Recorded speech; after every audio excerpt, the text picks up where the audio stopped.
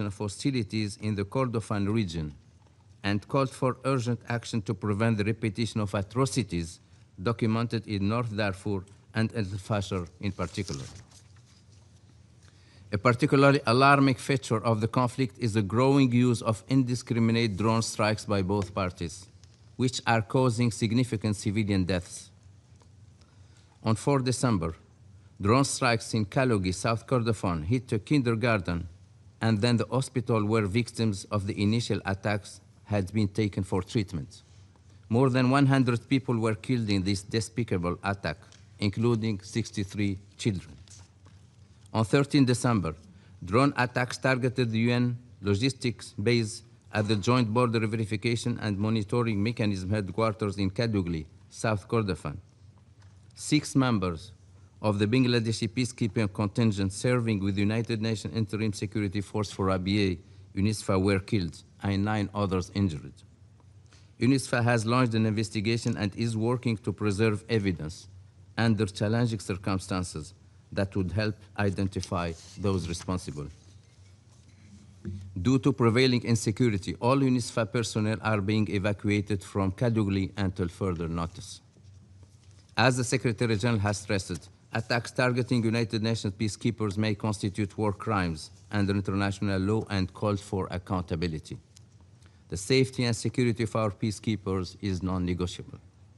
In addition to the rise in civilian death toll, there are concerns about increasing cases of detention of civilians accused by one party of, quote, collaboration, end quote, with the opposing sides. In November, OHCHR documented that 93 civilians were arrested and detained in the Kordofan region for reasons of collaboration. Mr. President, the continuous supply of weapons, increasingly sophisticated and deadly, remains a key driver of the conflict. Sudan is saturated with arms. Calls to end these flows have gone unheeded, and there has been no accountability. Meanwhile, the parties remain unwilling to compromise or de-escalate. While they were able to stop fighting to preserve oil revenues, they have so far failed to do the same to protect their population. The backers of both sides must use their influence to help stop the slaughter, not to cause further devastation. Mr. President, preventing a further deterioration of the situation and preserving the unity and territorial integrity of Sudan requires swift and coordinated action. The Secretary General's personal envoy of Sudan, Ramtan Lamamra, is in contact with both warring parties to encourage them to engage in discussions on concrete and implementable measures to de-escalate violence and advance the protection of civilians in Sudan. Personal envoy Lamamra is engaging closely with members of the Quad. Consistent coordination of peace efforts is essential to increase our collective impact. Equally important is the deepening collaboration among the quintet of multilateral organizations, the African Union, European Union, IGAD, the League of Arab States, and the United Nations.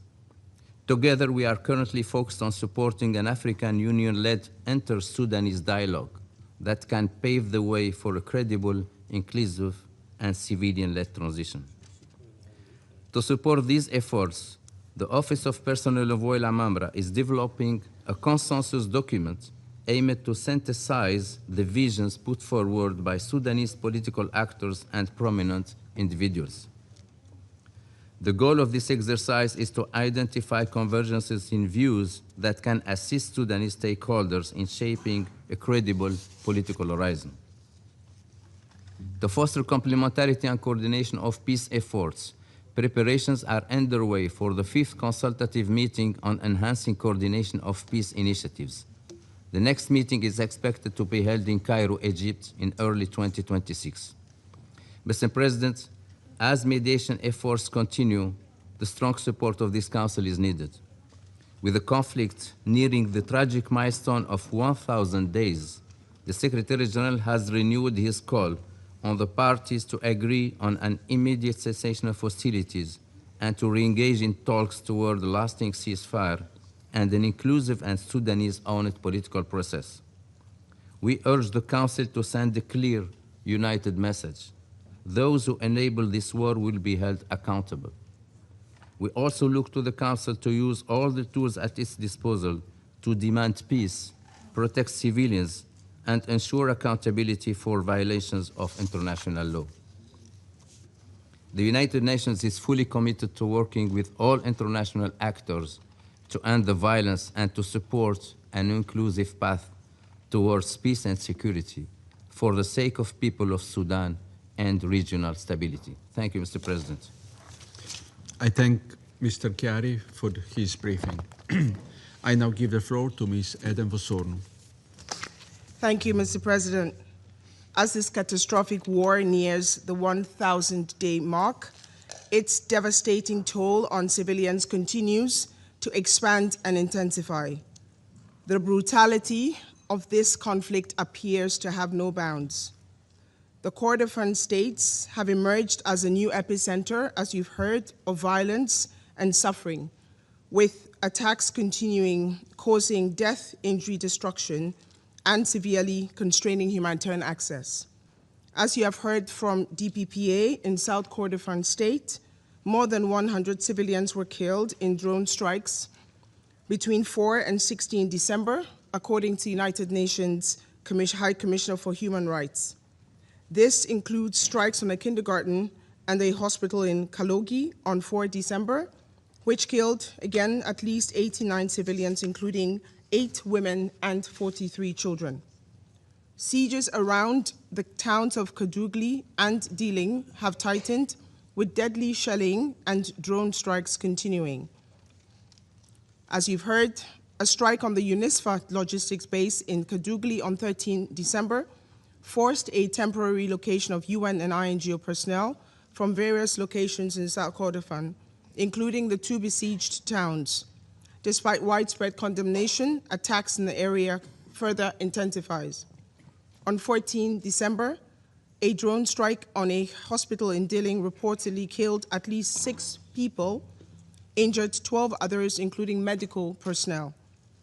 An interagency humanitarian team led by the humanitarian coordinator, Ms. Denise Brown, scheduled to arrive in Kadugli on 15 December, was unable to proceed due to the increasingly volatile and unpredictable situation. United Nations convoy did reach Diling and Kadugli in October, but faced very serious security challenges en route. In North Kordofan State, the situation has been equally alarming, with continuing attacks in and around the capital, El Obeid, and reports of forced recruitment of civilians being prevented from leaving the area as fighting closes in. A strike on a World Food Programme truck in North Kordofan on 5 December, in which a driver was seriously injured, was yet another demonstration of the grave risks humanitarian workers face across most of Sudan. This was the 6th attack, harming World Food Programme assets in Sudan this year alone. And in West Kordofan, we have also received reports of further displacement, including across the border with South Sudan, and of civilian casualties due to drone attacks following the takeover, as you've heard, of Heglig in the southern part of the state earlier this month. Last week, local authorities in White Nile State report some 1,600 new arrivals from Kordofan region in the city of Kosti, of whom the vast majority were children and women. Mr. President, staggering levels of humanitarian needs also persist across Darfur. Efforts to safely access El Fasher continue, with ongoing discussions on the deployment of a security assessment team. We continue to see new reports of serious violations of international humanitarian law during and after the takeover of El Fasher by rapid support forces, including mass killings and sexual violence. A report of our colleagues at the United Nations High Commissioner for Human Rights last week details some of the horrors inflicted on civilians in the area during the Rapid Support Forces' 3-day offensive on Zamzam displacement camp in April. deliberate killings of civilians, gruesome sexual violence, including rape and gang rape, and the prolonged blocking of food, water, and the supplies essential for survival. Humanitarian responders in Tawila and Adaba and other areas are struggling to fully cover the needs of new arrivals from El Fasher, with resources and capacities severely stretched, despite new injections of funding from the Central Emergency Response Fund and the Sudan Humanitarian Fund. And while much of the focus of the Council's recent discussions has been on El Fasher and its areas, surrounding areas, we must also highlight the very serious humanitarian situations in other parts of Darfur. Again, a drone strike on the town of Katila in South Darfur State earlier this month killed over 30 civilians and injured many more. Further civilian casualties were reported in another strike in the town of Kutum in North Darfur on the same day. Last week, the World Humanitarian Organization reported the large numbers of health workers detained in Niala, the capital of South Darfur. The World Health Organization has documented 65 attacks on health care in Sudan since January, with more than 1,600 people killed and 276 injured. The Adre crossing from eastern Chad remains indispensable to humanitarian operations across Darfur, and we therefore noted with great alarm reports of an alleged drone attack causing a large explosion in a nearby location in West Darfur on 7 December. Drones also continue to extend the reach of the fighting beyond Darfur and Kordofan region. Last Friday, multiple explosions were reported in Atbara in River Nile State due to drone strikes reportedly targeting power stations, triggering widespread blackouts in the area. We have teams in all these locations. Mr. President, this is OCHA's 10th briefing to the Security Council on Sudan this year. Month after month, we have highlighted deadly attacks against civilians, spiraling needs, and the complex array of impediments that delay or block efforts to reach the millions of people who require urgent, life-saving humanitarian support. We have urged the Council to use its collective influence and the full set of tools at its disposal to reduce the unacceptable risks civilians continue to face. We have pressed for de-escalation and peace. We have appealed for additional funding so that the local and international responders working in nearly impossible circumstances have the support and resources they need to deliver their work. But over the past year, we have seen yet more atrocities and a further hardening of the apparent impunity that fuels them. Increasingly sophisticated weaponry flowing into the country has caused the violence to spread further, deepening food insecurity and new areas falling into famine conditions. Additional waves of displaced civilians fleeing for their lives, including across borders, with broader regional destabilization effects growing.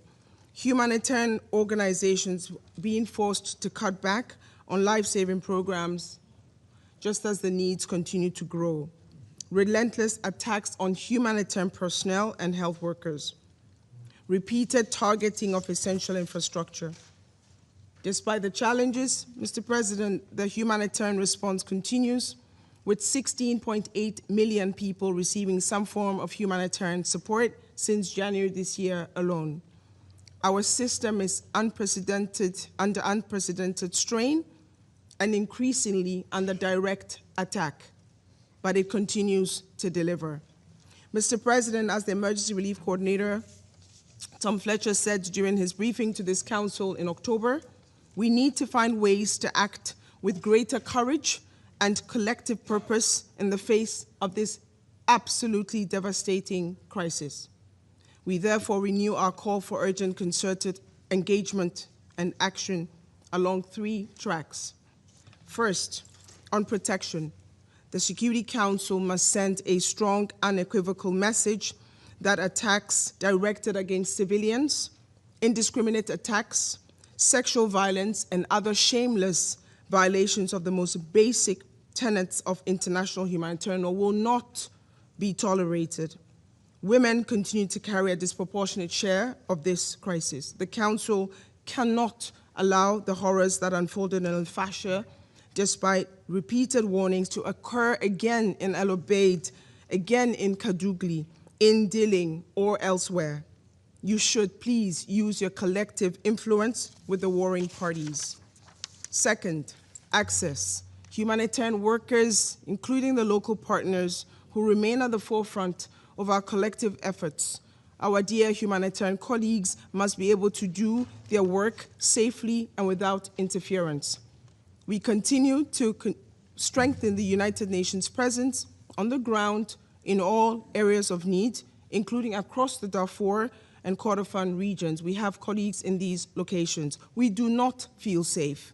Our courageous teams need clearer guarantees so that they can operate safely. Life-saving humanitarian supplies need to flow freely via all necessary routes, whether across lines or borders. In this regard, I note our appreciation to the Sudanese and Chadian authorities for having kept the crucial Adre border crossing available for humanitarian movement. We renew our request that this authorization be extended indefinitely and that increased support for host communities and refugees in Chad and other areas continue, in other neighboring countries. And finally, peace. With another grim milestone in this nightmarish war approaching, renewed efforts are needed now more than ever to halt the fighting, to stop the arms flow that are fueling the conflict, and to move the parties towards the inclusive and lasting nationwide ceasefire that is so desperately needed. I thank you. I thank Ms. Vosorno for her briefing. I now give the floor to Mr. Cameron Hudson. Thank you, Mr. President, members of the Security Council. I'm grateful for the opportunity to discuss the evolving crisis in Sudan and to offer my perspective as an independent political analyst who has spent nearly 25 years engaged in international efforts to achieve a lasting peace, civilian rule, and enduring stability in this increasingly contested country and region. At no point in Sudan's modern history has the state, its institutions, or its people been under such enormous threat from both internal and external forces. The risk of partition, breakup, and new catastrophic levels of violence and death are real and will be further realized if aggressive actions are not taken to end the fighting. Be assured, the effects of such an outcome will not be confined to Sudan, but will destabilize an already fragile Horn of Africa and send shockwaves of refugees and extremists across the Sahel, the Red Sea, and the Mediterranean. For nearly 1,000 days, Sudan has been under attack.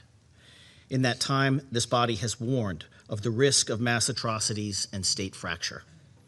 But talk of warning ignores what is already happening. The question is whether, when faced with these shocking realities, the international community will cease simply admiring the problem and take measurable actions that impose costs on the perpetrators and their enablers, offer hope to the victims, and compel the parties towards peace. The same question was posed at the start of the war, when the RSF sacked the West Darfur capital of Jenaina in a bout of violence so vicious and intentional that the Biden administration then called it what it was: genocide. Had the world responded to that killing with adequate resolve, perhaps we would not be here today. Instead, we are seeing a severe escalation of this conflict. Since the Rapid Support Forces militia completed their takeover of Al-Fasher in October, the truth around what has transpired is only beginning to emerge. Their crimes represent the worst transgressions of this war, and possibly in all of Sudan's modern history. There is simply no comparison. A city of roughly 1 million people a year ago, Al-Fasher today has only 70 to 100,000 people remaining. As many as 150,000 are unaccounted for, and thousands, if not tens of thousands, have been killed. The only thing worse than these crimes is knowing that they are not over and that they will be repeated in the days, weeks, and months ahead if you do not respond. The RSF has now set its strategic sights on the neighboring Kordofan states. The siege there now extends to the cities of Dilling and Kadugli, which are already suffering under a famine declaration. With no food, functioning hospitals, or route out of the cities, these populations now have virtually no means of survival. This begs the question, what possible tactical or strategic reason does the RSF have for targeting civilians after the army has already withdrawn? And what, if any, consequences will they suffer for these blatant war crimes? Left unchecked, in the coming days, an all-out battle for the control of the city of El Obeid, the capital of North Kordofan state, will emerge.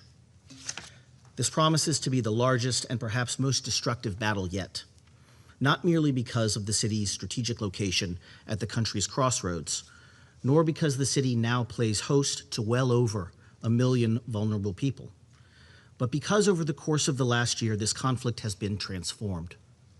It has morphed by outside enablers from a conventional 20th century war fought with aging heavy equipment and light arms into a modern 21st century conflict deploying the latest generation of advanced weaponry.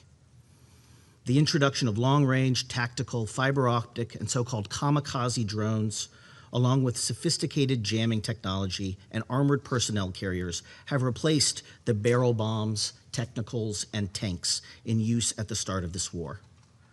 On its surface, smarter weapons should have improved targeting and avoided civilian casualties.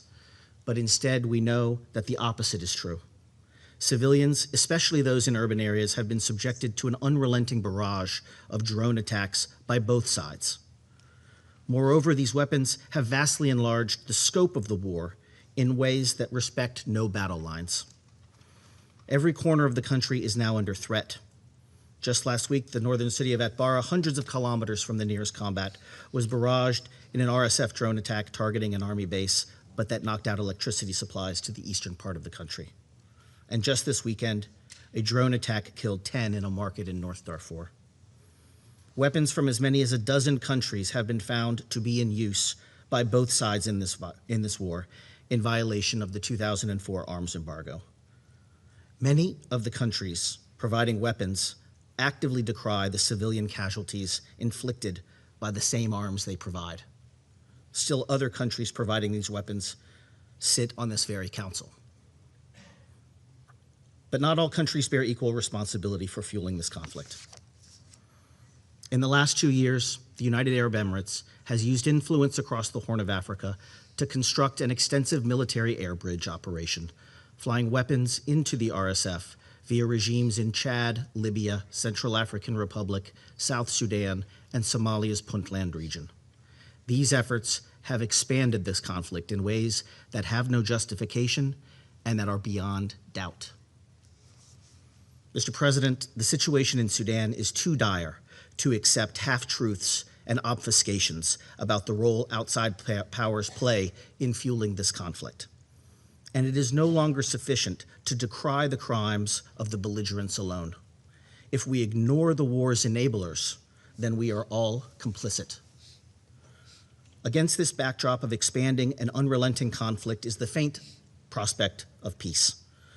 Unfortunately, efforts aimed at curbing this conflict or preparing civilian alternatives have not been nearly as coordinated as efforts to arm the combatants. Recent efforts by the United States to form a quad mechanism of Egypt, Saudi Arabia, and the United Arab Emirates has seen the most high-level attention and offered some hope for a ceasefire, but so far have produced little by way of breakthroughs. The announcement by President Donald Trump to become more personally involved shines a much-needed light on the conflict. Remarks last week by his Secretary of State indicate, however, that the U.S. remains focused on the task of achieving the urgent, near-term goals of a ceasefire and humanitarian access. Make no mistake, these are essential tasks that are welcome and must be prioritized. But it will not be possible to break Sudan's long cycle of violence if we are not equally engaged in pursuit of the fundamental goals of institutional reform and civilian rule. Mr. President, those objectives cannot be achieved through elite bargains alone. It will take a sustained commitment from Sudanese political leaders and the international community, neither of whom have been serious enough in their efforts to present or support realistic civilian alternatives to military rule. But the Sudanese cannot do it alone. Just last week, in a sign of Sudan's tightening civic space, peaceful protesters marking the anniversary of the popular revolution that removed President Omar al-Bashir from power were met with tear gas. Other pro-democracy leaders have been harassed, detained, and even disappeared by recidivist forces within the apparatus who fear the long-term erosion of power.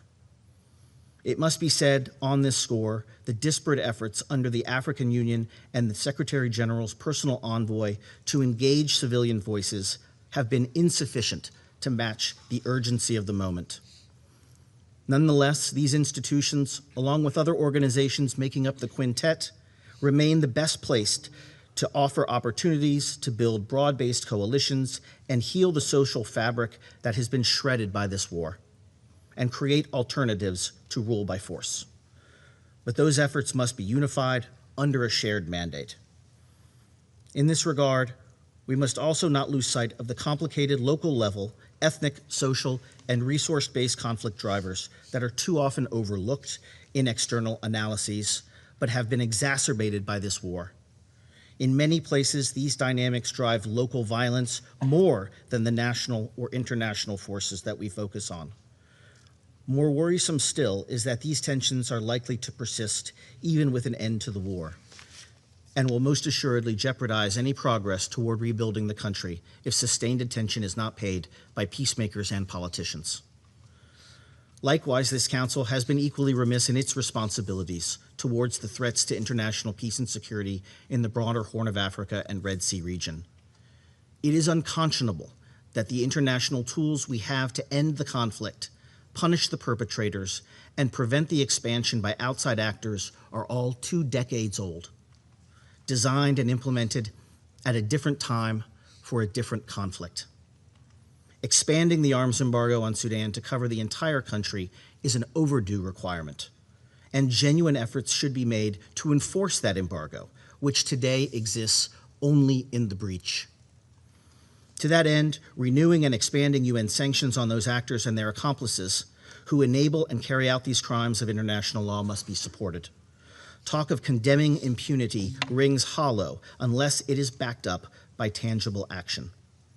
And finally, this body must urgently press the International Criminal Court to accelerate its long overdue investigation into the crimes committed at the start of the war, but should also revisit the scope of that mandate that you gave the court 20 years ago to cover all crimes committed in the course of this conflict, not merely those confined to Darfur.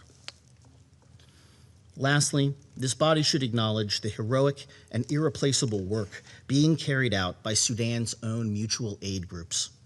You should extend to them not only adequate financing to carry out some of the only humanitarian response happening in the country, but offer them greater flexibility in programming to support resiliency and eventually reconstruction efforts.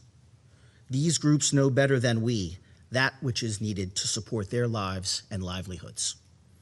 At the same time, ongoing attacks against these groups by the belligerents must be condemned, and this body should extend to these heroes the full protection afforded other organizations under international humanitarian law. Mr. President, Sudan is today on the precipice of state collapse and risks an exodus of refugees and instability that will plague the Horn and Sahelian states for years to come if we allow it to fail.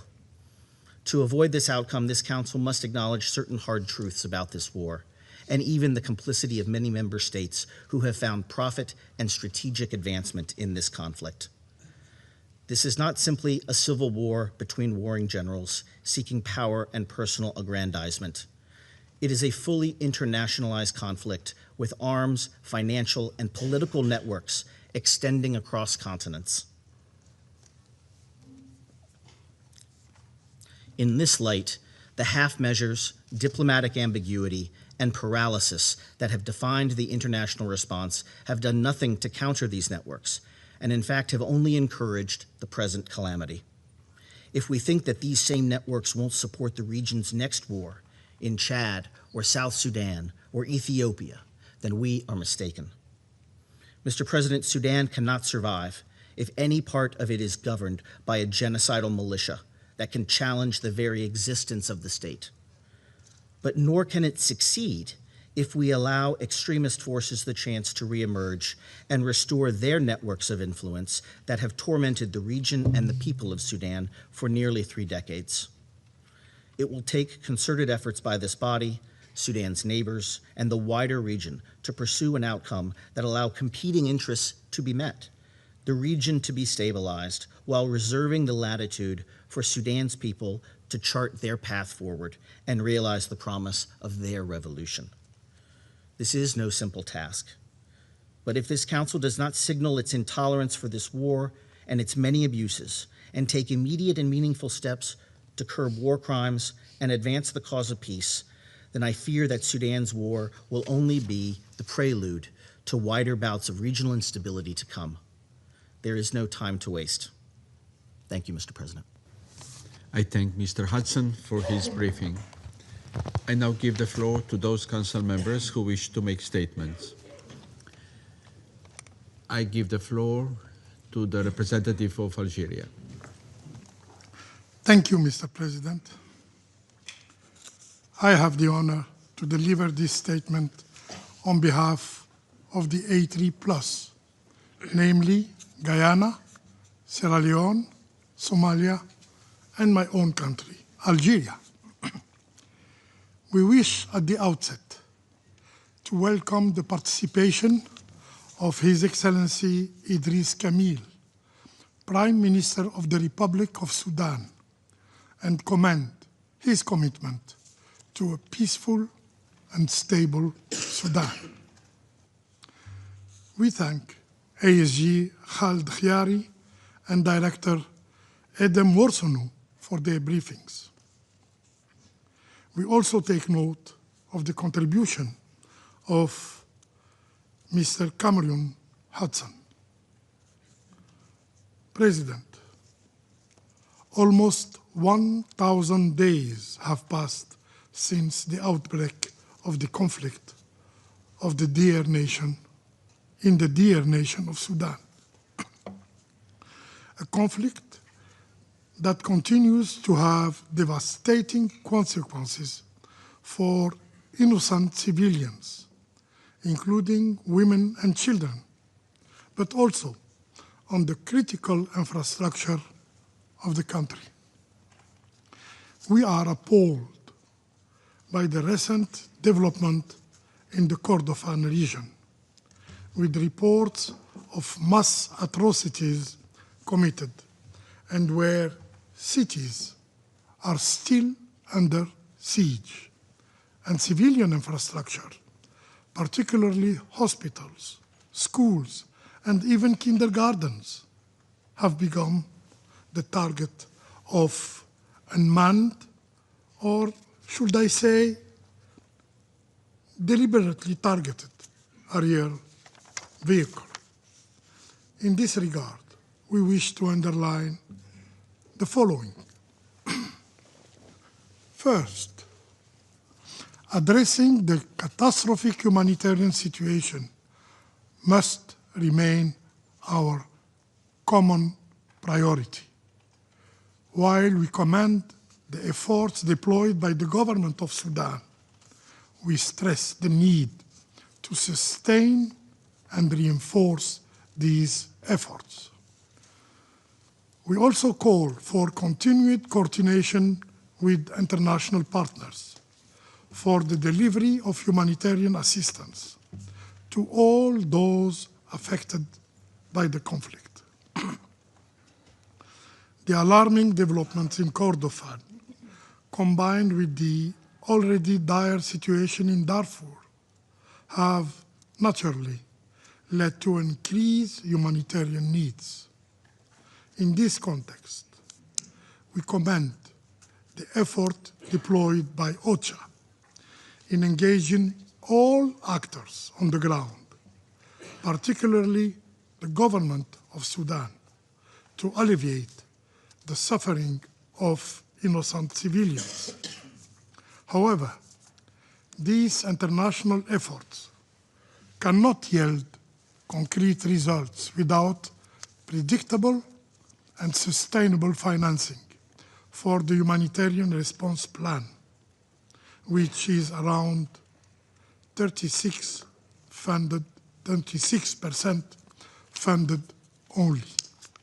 We therefore call for an urgent scaling up of international funding.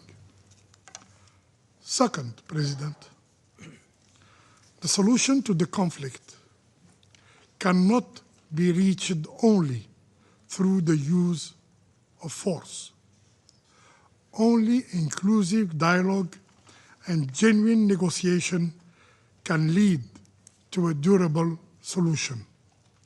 Only that is Sudanese-led and Sudanese-owned, and enjoying support from the broader international community.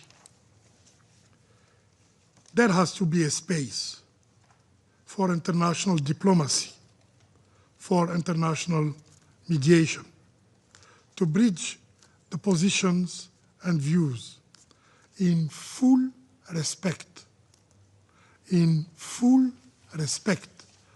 of the national sovereignty, unity, and territorial integrity of Sudan, with the single legitimate government. However, these diplomatic efforts and initiatives need to be further coordinated while preserving the central role of the African Union and the United Nations through the Secretary General personal envoy, Mr. Ramtan Lamamra, and building on the achievement realized within the framework of the Jeddah process. We encourage our Sudanese brothers and sisters to engage constructively in dialogue that can lead to a ceasefire and establish the foundations for a meaningful and homegrown peace process. Intensified diplomatic efforts are more than ever needed in these dire times to prevent further massacres and avert another tragic El-Fasher-like scenario in the Kordofan region. Also, we seize this opportunity to reiterate our rejection of the establishment of any parallel governing authority in Sudan that undermines the Sudanese state and risk the country's fragmentations. Third, President, the committed atrocities cannot go unpunished. The massacres perpetrated during this conflict, particularly those committed by the Rapid Support Forces in Al-Fasher, in Al-Janeina, in Zamzam camp, in Wad Madani, and in the Kordofan region, to mention only a few horrific cases. These massacres must be met with accountability.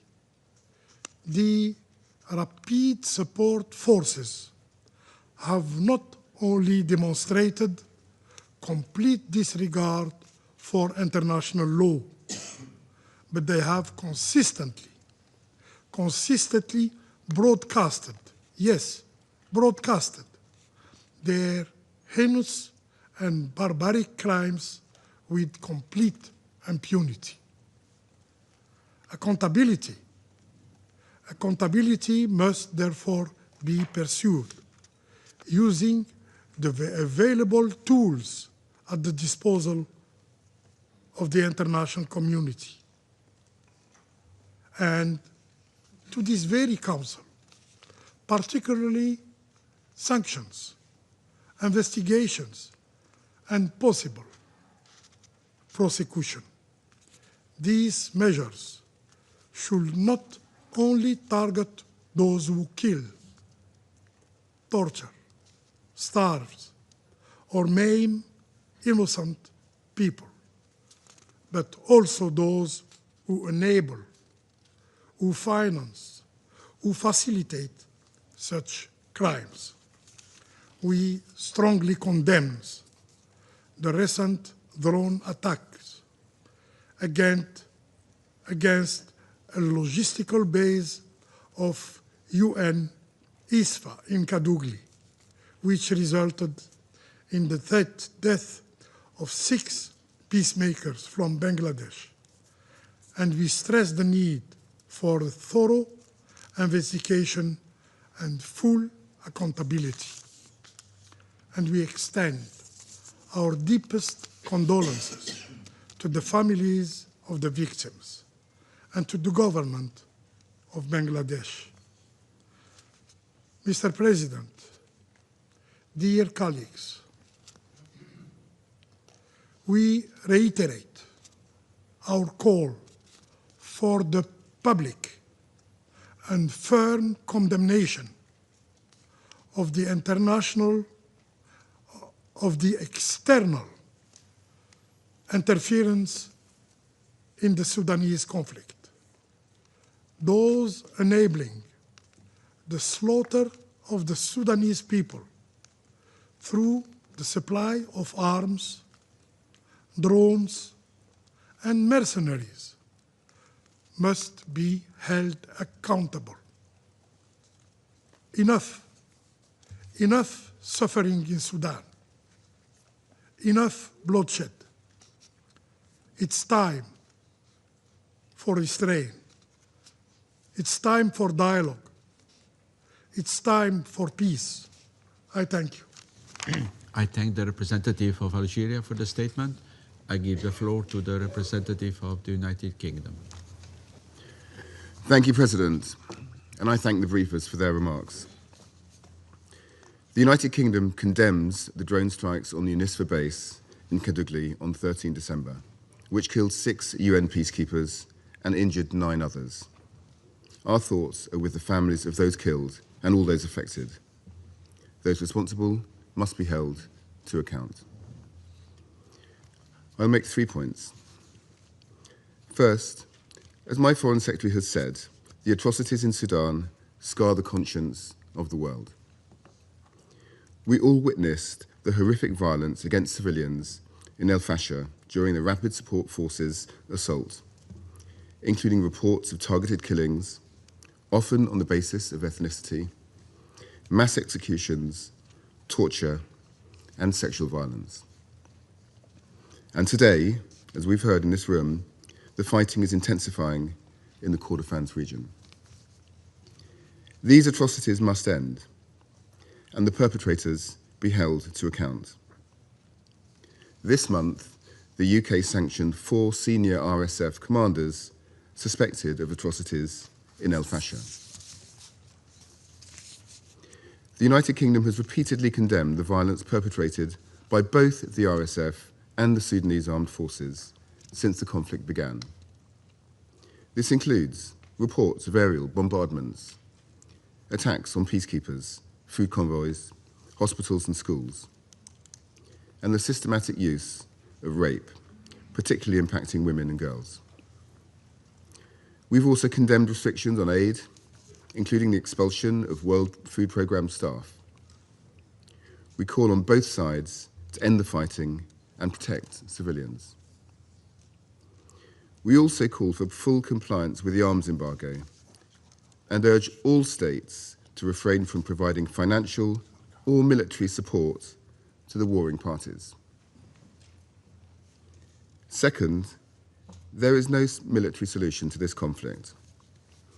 We call on both the SAF and the RSF to urgently agree a humanitarian pause and to advance a comprehensive, Sudanese-owned and civilian-led political transition. We particularly commend the United States' intensive leadership and mediation efforts, including through the Quad. We welcome the efforts of regional and international partners towards a political solution. We urge both the RSF and the SAF to engage in these processes in good faith. And we urge all those with influence over the warring parties to bring them to the negotiating table to seek a political resolution. Third, humanitarian access remains critical. Millions of Sudanese face the spread of disease, collapsing essential services, and the growing risk of famine spreading.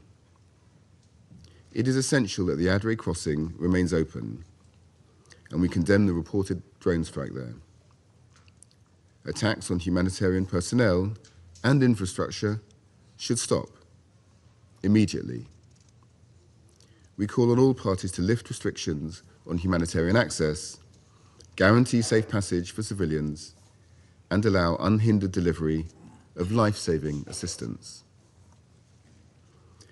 President, Sudanese civilians faced unimaginable hardship and suffering this year. The warring parties must end the bloodshed and prioritize peace. I thank you. I thank the representative of the United Kingdom for his statement, and I give the floor to the representative of Greece. Thank you, Mr. President. I welcome the presence of His Excellency Mr. Kamil Al-Tayeb Idris, Transitional Prime Minister of Sudan, and I would like also to thank Mr. Khaled Kyari, Assistant Secretary General for the Middle East, Asia and the Pacific, Ms. Edom Woshonu, Director of Operations and Advocacy from OCHA for their briefings, as well as Mr. Cameron Hudson for his input. Greece, Mr. President, strongly condemns the deliberate drone attack of the 13th of December against the UNISFA logistics base in Katougli, South Kordofan, which resulted in the tragic loss of 6 Bangladeshi peacekeepers and injuries to several others. We extend our deepest condolences to the families of the fallen peacekeepers, as well as to the government and people of Bangladesh, and wish a swift recovery to those wounded. Greece reiterates that attacks against United Nations peacekeepers are unacceptable and may constitute war crimes under international law. In this regard, we echo the Secretary General's statement of the 13th of December and fully support the press statement circulated by the United States. In the same spirit, Greece joined the WPS take-in delivered prior to this meeting, expressing grave concern over the devastating impact of the conflict on women and girls in Sudan. We strongly condemn the widespread use of sexual and gender-based violence, which constitutes serious violations of international humanitarian and human rights law and may amount to war crimes and crimes against humanity. Mr. President, allow me to highlight 3 critical dimensions of the conflict. First, Greece is deeply concerned by the deteriorating security situation in South Kordofan, particularly in and around Katougli. Urgent preventive action is needed to avoid a repetition of the tragic outcome witnessed in El Fasher. Civilians remain dangerously exposed to hostilities, humanitarian access is constrained, and insecurity is growing. We call for de-escalation, the protection of civilians, particularly vulnerable groups like women, children, and the elderly, and unhindered humanitarian access. This is essential to prevent a siege-like scenario with devastating humanitarian consequences like in El Fasher. Second, Greece reiterates that there cannot be a military solution to the conflict. Both the SAF and the RSF must engage constructively, and in good faith we need international stakeholders to pursue a negotiated path forward. We urge their full and unconditional cooperation with the UN, the African Union, IGAD, and other relevant partners, including the Secretary General's personal envoy, Mr. Lamamra, to advance an immediate cessation of hostilities and a credible political process. Accountability for violations of international humanitarian and human rights law remains essential, nevertheless, in all stages of this process. Third, the humanitarian situation has reached unprecedented levels of severity. More than 10 million people are displaced, while famine and disease threaten populations trapped in besieged areas. We continue to stress the urgent need for the rapid, safe, and sustained delivery of humanitarian assistance in full respect of international humanitarian law. Children continue to suffer disproportionately, and all parties must immediately cease and prevent any violations against women and children, including recruitment, killing, maiming, and sexual violence. Mr. President, in concluding, Greece reaffirms its firm respect for the sovereignty, unity, and territorial integrity of Sudan. All efforts toward resolving the conflict must remain Sudanese-owned, Sudanese-led, in full accordance with international law and the principles of the UN Charter. Preserving Sudan's unity, sovereignty, and territorial integrity is essential to avoid further fragmentation of the country, regional destabilization, and prolonged human suffering. Respect of international law remains the cornerstone of any credible and sustainable path to peace, and we urge all sides intensify efforts for an immediate ceasefire and a return to the political process. I thank you. I thank the representative of Greece for the statement, and I give the floor to the representative of China. President, I welcome Prime Minister Idris of Sudan to today's meeting, and thank SG Kerry and other briefers for their sobering briefings. I also welcome the presence of representatives of Turkey, Egypt, and UAE at today's meeting. Lately, the situation in Sudan has deteriorated. While the tragedy in Al-Fashir is still vivid in our minds, the fighting spread to areas such as Kordofan. Schools, hospitals, and even UN peacekeeping bases have become targets, which poses a grave challenge to international humanitarian law and the authority of UN. China strongly condemns such attacks on civilians, civilian infrastructure, and UN personnel and facilities. To the families and the victims, we send our deepest condolences. We support a full investigation into these atrocities, in accordance with international law, to bring perpetrators to justice as soon as possible. To help Sudan end conflict and achieve peace, stability, and development at an early date, the international community must make greater efforts. I'd like to make 4 points. First, the urgent priority is to end the hostilities. This conflict, nearly 3 years on, has caused the world's largest humanitarian disaster today, with neighboring countries grievously affected. We urge all parties to the conflict to prioritize the well-being of Sudanese people, heed earnestly the calls of the international community, immediately and unconditionally cease hostilities, explore a political solution through dialogue and negotiation, and effectively protect civilians, the safety and security of UN personnel and institutions. All external forces should refrain from providing military support to local armed groups and avoid adding fuel to the flame. Second, intensifying mediation efforts is a shared expectation. The international community looks to the UN, AU, the Arab League, IGAD, and other international and regional organizations to step up mediation efforts and achieve results at an early date. We must uphold the central role of the UN, support personal envoy Lamamra in leading mediation efforts, support AU and other regional organizations in leveraging their respective strengths, and support countries with influence over the conflict parties in playing a constructive role to bring mediation efforts to early fruition for tangible results on the ground.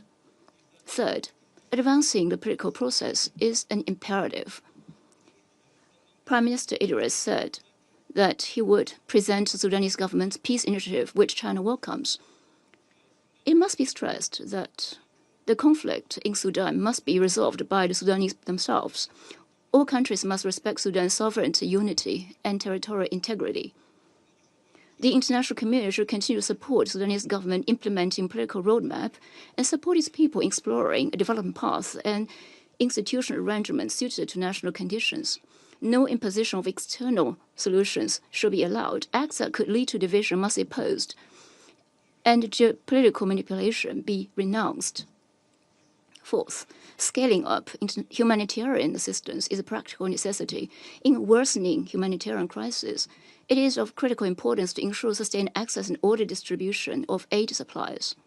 China supports the Sudanese government in its continued coordination with UN humanitarian agencies to ensure the supply of essential items, including food, drinking water, and medicine, to meet people's basic needs.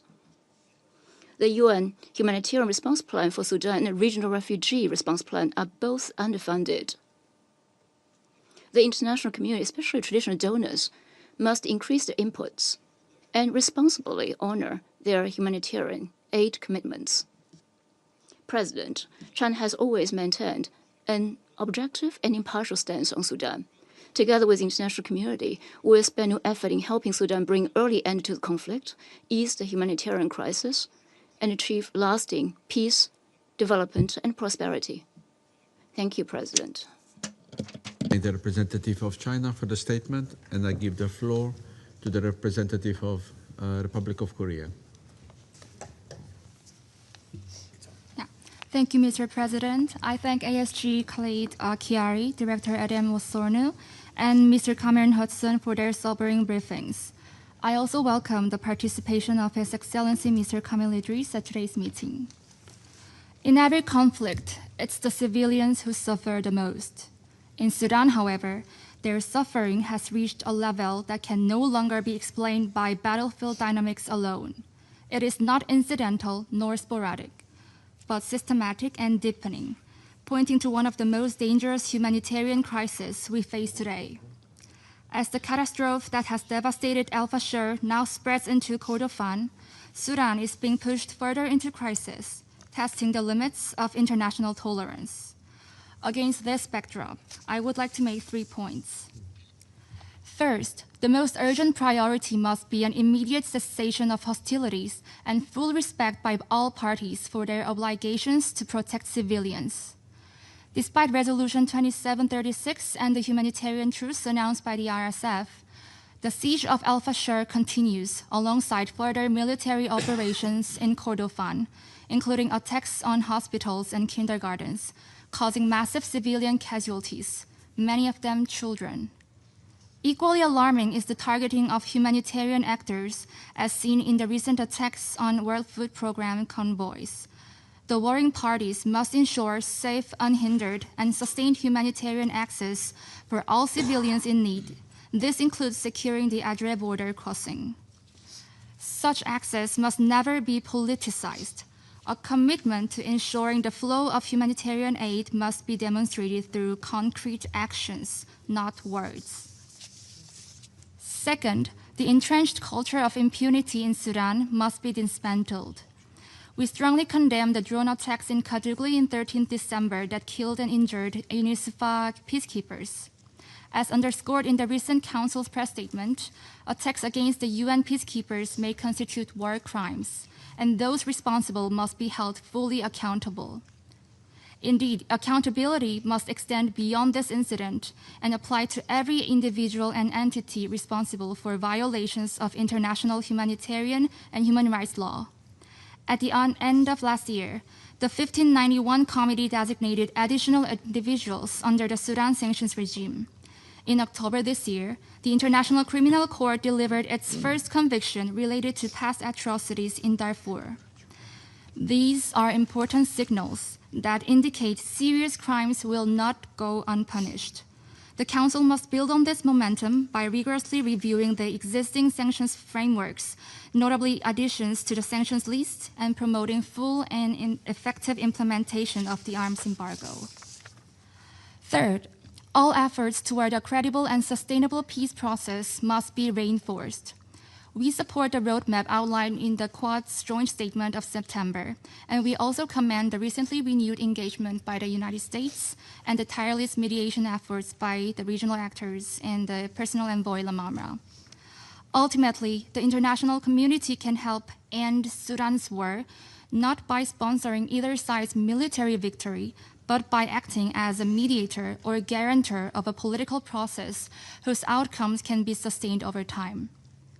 Furthermore, without credible implementation mechanisms, commitments collapse and violence resumes.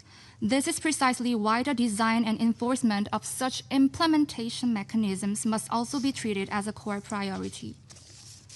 Mr. President, Sudan has already endured far too much tragedy and loss.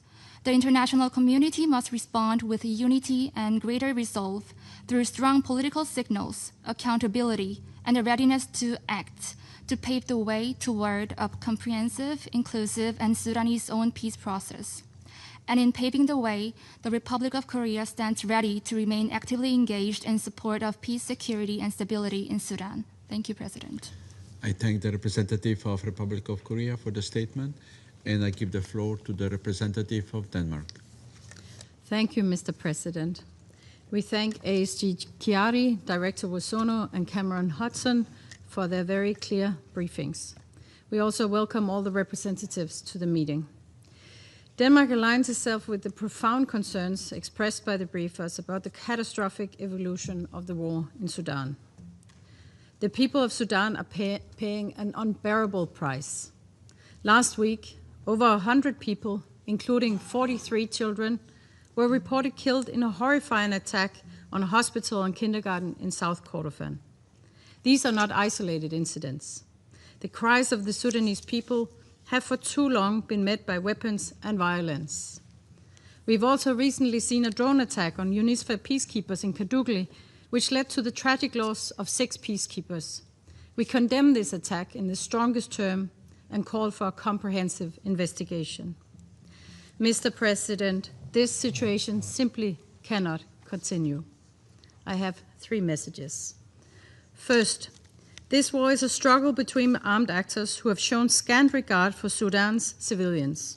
There is still no ceasefire, nor a credible, unified political process towards a civilian-led transition free from coercion of armed actors. There is no willingness for warring parties to come to the negotiation table. We implore the warring parties to immediately agree on a ceasefire and create space for a genuine, inclusive, civilian-led process capable of preserving Sudan's unity and lifting the country out of this tragedy. To external actors who continue to supply arms or provide other forms of military support, we urge you to stop fueling this war. You must comply with the arms embargo issued by this Council. Thousands have died and millions of innocent people continue to suffer. We support efforts of regional and international mediators, including the AU, UN, IGAD, the League of Arab States, the EU, and the Quad. These efforts must respond both to the needs of the Sudanese people and to the lack of political will by the parties to silence the guns.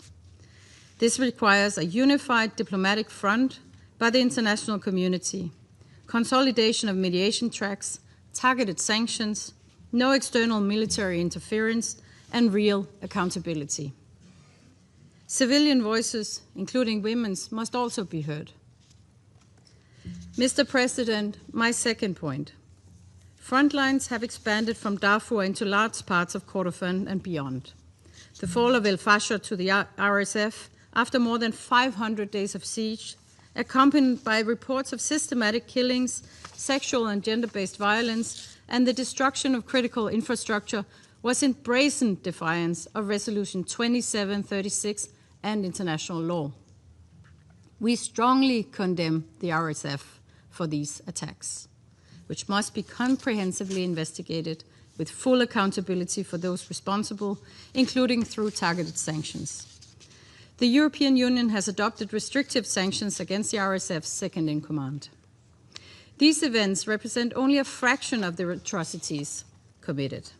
We stress that all perpetrators must be held to account for grave violations regardless of affiliation. Mr. President, my final and third point. Nearly 14 million people, a quarter of the population of Sudan, have been forced to flee their homes, either internally or into neighboring countries. Famine continues to spiral in El Fasher and Kadugli as markets collapse, livelihoods are destroyed, and access to basic services disappear. This disaster is compounded by lack of adequate funding. We pay tribute to neighboring countries who have kept their borders open for hosting millions of refugees. We continue to urge warring parties to lift access restrictions and provide unconditional security guarantees for humanitarian actors, as well as to allow safe and unhindered passage for civilians fleeing violence. We urge the Sudanese authorities to keep the outer border crossing open, as it is a lifeline for millions of civilians in Darfur. Mr. President, in closing, this brutal war has been going on for too long. We urge the warring parties to respect the commitments set out by this Council and take genuine action to put Sudan on a path to peace. I thank you. I thank the representative of Denmark for the statement, and I give the floor to the representative of Pakistan. Thank you, Mr. President. We welcome the participation of His Excellency Mr. Kamil Idris, Prime Minister of Sudan, amongst us today. We thank you, Mr. President, for convening this meeting at the request of Sudan, supported by several Council members, including Pakistan, in the context of the grave and escalating security situation in the country. We thank ASG Khalid Khayari and Director Edem Wosornu of OCHA for the insightful briefings. We also take note of the remarks by the CSO representative, Mr. Hudson. As we heard from the briefers once again, Sudan's crisis is deepening, and the cost is being paid most acutely by the civilians. Even the United Nations peacekeepers have not been spared. Pakistan condemns the attack on UNISFA peacekeepers serving in Kadugli in what has been described as a deliberate drone strike against UN premises. We convey our deepest condolences to the government and the people of Bangladesh and to the families of the 6 fallen peacekeepers and wish a swift recovery to those injured.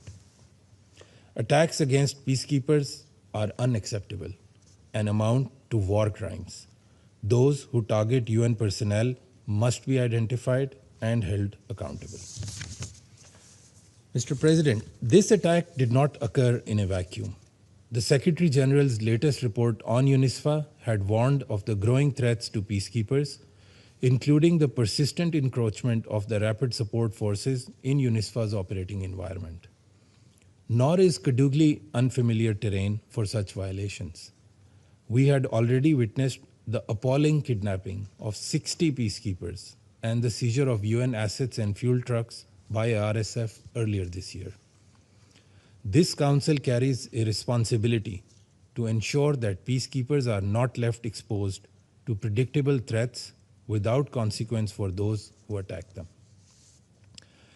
Mr. President, only last week we heard UN officials caution against the risk of Al-Fasher type atrocities now happening in Kordofan, where RSF has been on a rampage, including killing of children in a kindergarten and attacks on schools and hospitals. The atrocities committed by RSF in Al Jenaina and Al Fasher are still fresh in our memories. Before Al Fasher fell, this Council and the broader international community were warned repeatedly of the consequences of inaction. Resolution 2736 demanded that the siege of Al Fasher be lifted and called for protection of civilians and humanitarian access. Yet, we saw defiance on the ground, followed by catastrophic outcomes, undermining the credibility of the Council. The lessons from these massacres are clear. Where siege tactics, starvation, indiscriminate attacks against civilians are not stopped, more grave atrocities follow. We cannot allow Kordofan to become the next chapter in the same tragedy. Recent developments, including attacks on towns such as Baba Nusa and Higlig, underline the risks of regional spillover in Abyei and South Sudan. Mr. President, Humanitarian imperatives must also remain central to the Council's work in Sudan. The situation being reported from Kordofan and Darfur, besieged communities, collapsing services, restricted movement, and attacks on aid convoys demands our immediate attention. Sustained, safe, and unimpeded humanitarian access must be provided by all parties, and humanitarian routes should be kept open and protected. Mr. President, Pakistan has consistently encouraged the Council to welcome the steps taken by the Sudanese government in pursuance of its transitional roadmap, including the appointment of Prime Minister, His Excellency Mr. Kamil Idris, and his technocratic cabinet, tasked with alleviating humanitarian suffering and advancing an inclusive political transition. There is no military solution to this conflict. The only durable path forward lies in a political dialogue and reconciliation. Pakistan therefore supports all genuine efforts and political processes aimed at achieving an immediate cessation of hostilities and ceasefire, protecting civilians, unfettered humanitarian access, and paving the way for a peaceful political transition that reflects the aspirations of the Sudanese people. The Council must support all such efforts and base its approach on the following essentials.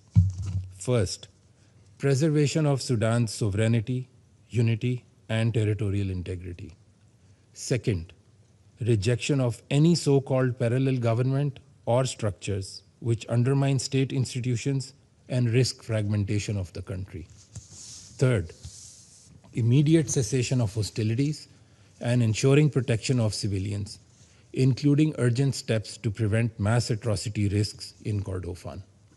Fourth, unimpeded humanitarian access to all people in need of assistance all across the country.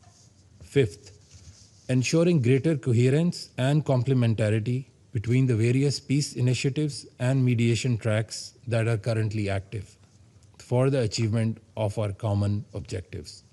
And lastly, maintaining zero tolerance for war crimes, including attacks against UN peacekeepers and humanitarian workers, with credible investigations and accountability of the perpetrators. The brotherly people of Sudan have suffered beyond measure.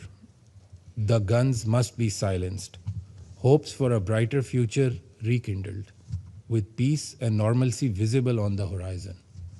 The Council must fulfill its responsibility towards that end. Pakistan will continue to support all such endeavors. I thank you very much. I thank the representative of Pakistan for the statement, and I give the floor to the representative of the Russian Federation. Thank you, Mr. President. We thank Assistant Secretary General Mr. Khaled Hiari and OCHA Operations Director Ms. Adam Wosornu for their briefings. We have also listened to the statement by Civil Society Representative Mr. Cameron Hudson. We welcome the participation of Sudan's Prime Minister, Mr. Kamil Idris, in this meeting, as well as the representatives of Egypt, Turkey, and the UAE. We are closely monitoring developments in the Republic of Sudan. We note the efforts undertaken by the current government of Sudan and the National Armed Forces to stabilize the situation and restore normal life in the country. This includes the functioning of state institutions and providing assistance to the population. This is confirmed by the support given to the government by the Sudanese people themselves. We see this work as an important factor in preserving state governance amidst a severe crisis. We express serious concern over the dangerous escalation in the southern regions of Sudan, directly linked to the destructive actions of the Rapid Support Forces.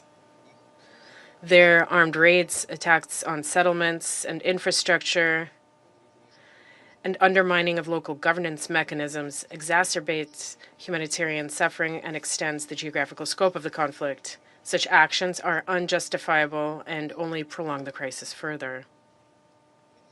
In this regard, We cannot ignore attempts by some council members to artificially shift the focus of discussions from the root causes of the conflict, namely the atrocities committed by rebel groups, primarily the RSF, and to shift the focus to the consequences. The protection of civilians, food security, and the growing number of refugees and IDPs, all of these are indeed serious challenges. However, isolating these issues from their cause and effect context and remaining silent about the actions of those who, in many ways, bear direct responsibility for what is happening does not bring us closer to a sustainable settlement.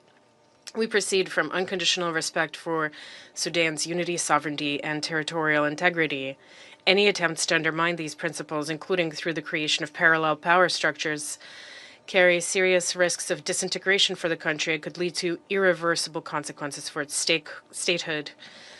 Such a path is unacceptable and dangerous, above all, for the Sudanese people themselves. Mr. President, the legitimacy of Sudan's current government should not be questioned. We believe that its support by the international community is of fundamental importance for preserving effective state institutions capable of ensuring a sovereign, incremental, and sustainable civilian transition. Replacing such institutions from the outside or artificially weakening them will only worsen instability. A path in this direction has already been outlined through the roadmap for reforms announced by Prime Minister Kamal Idris at the beginning of the year. We are convinced that this plan deserves unconditional support from the Security Council. The humanitarian situation on the ground remains extremely difficult.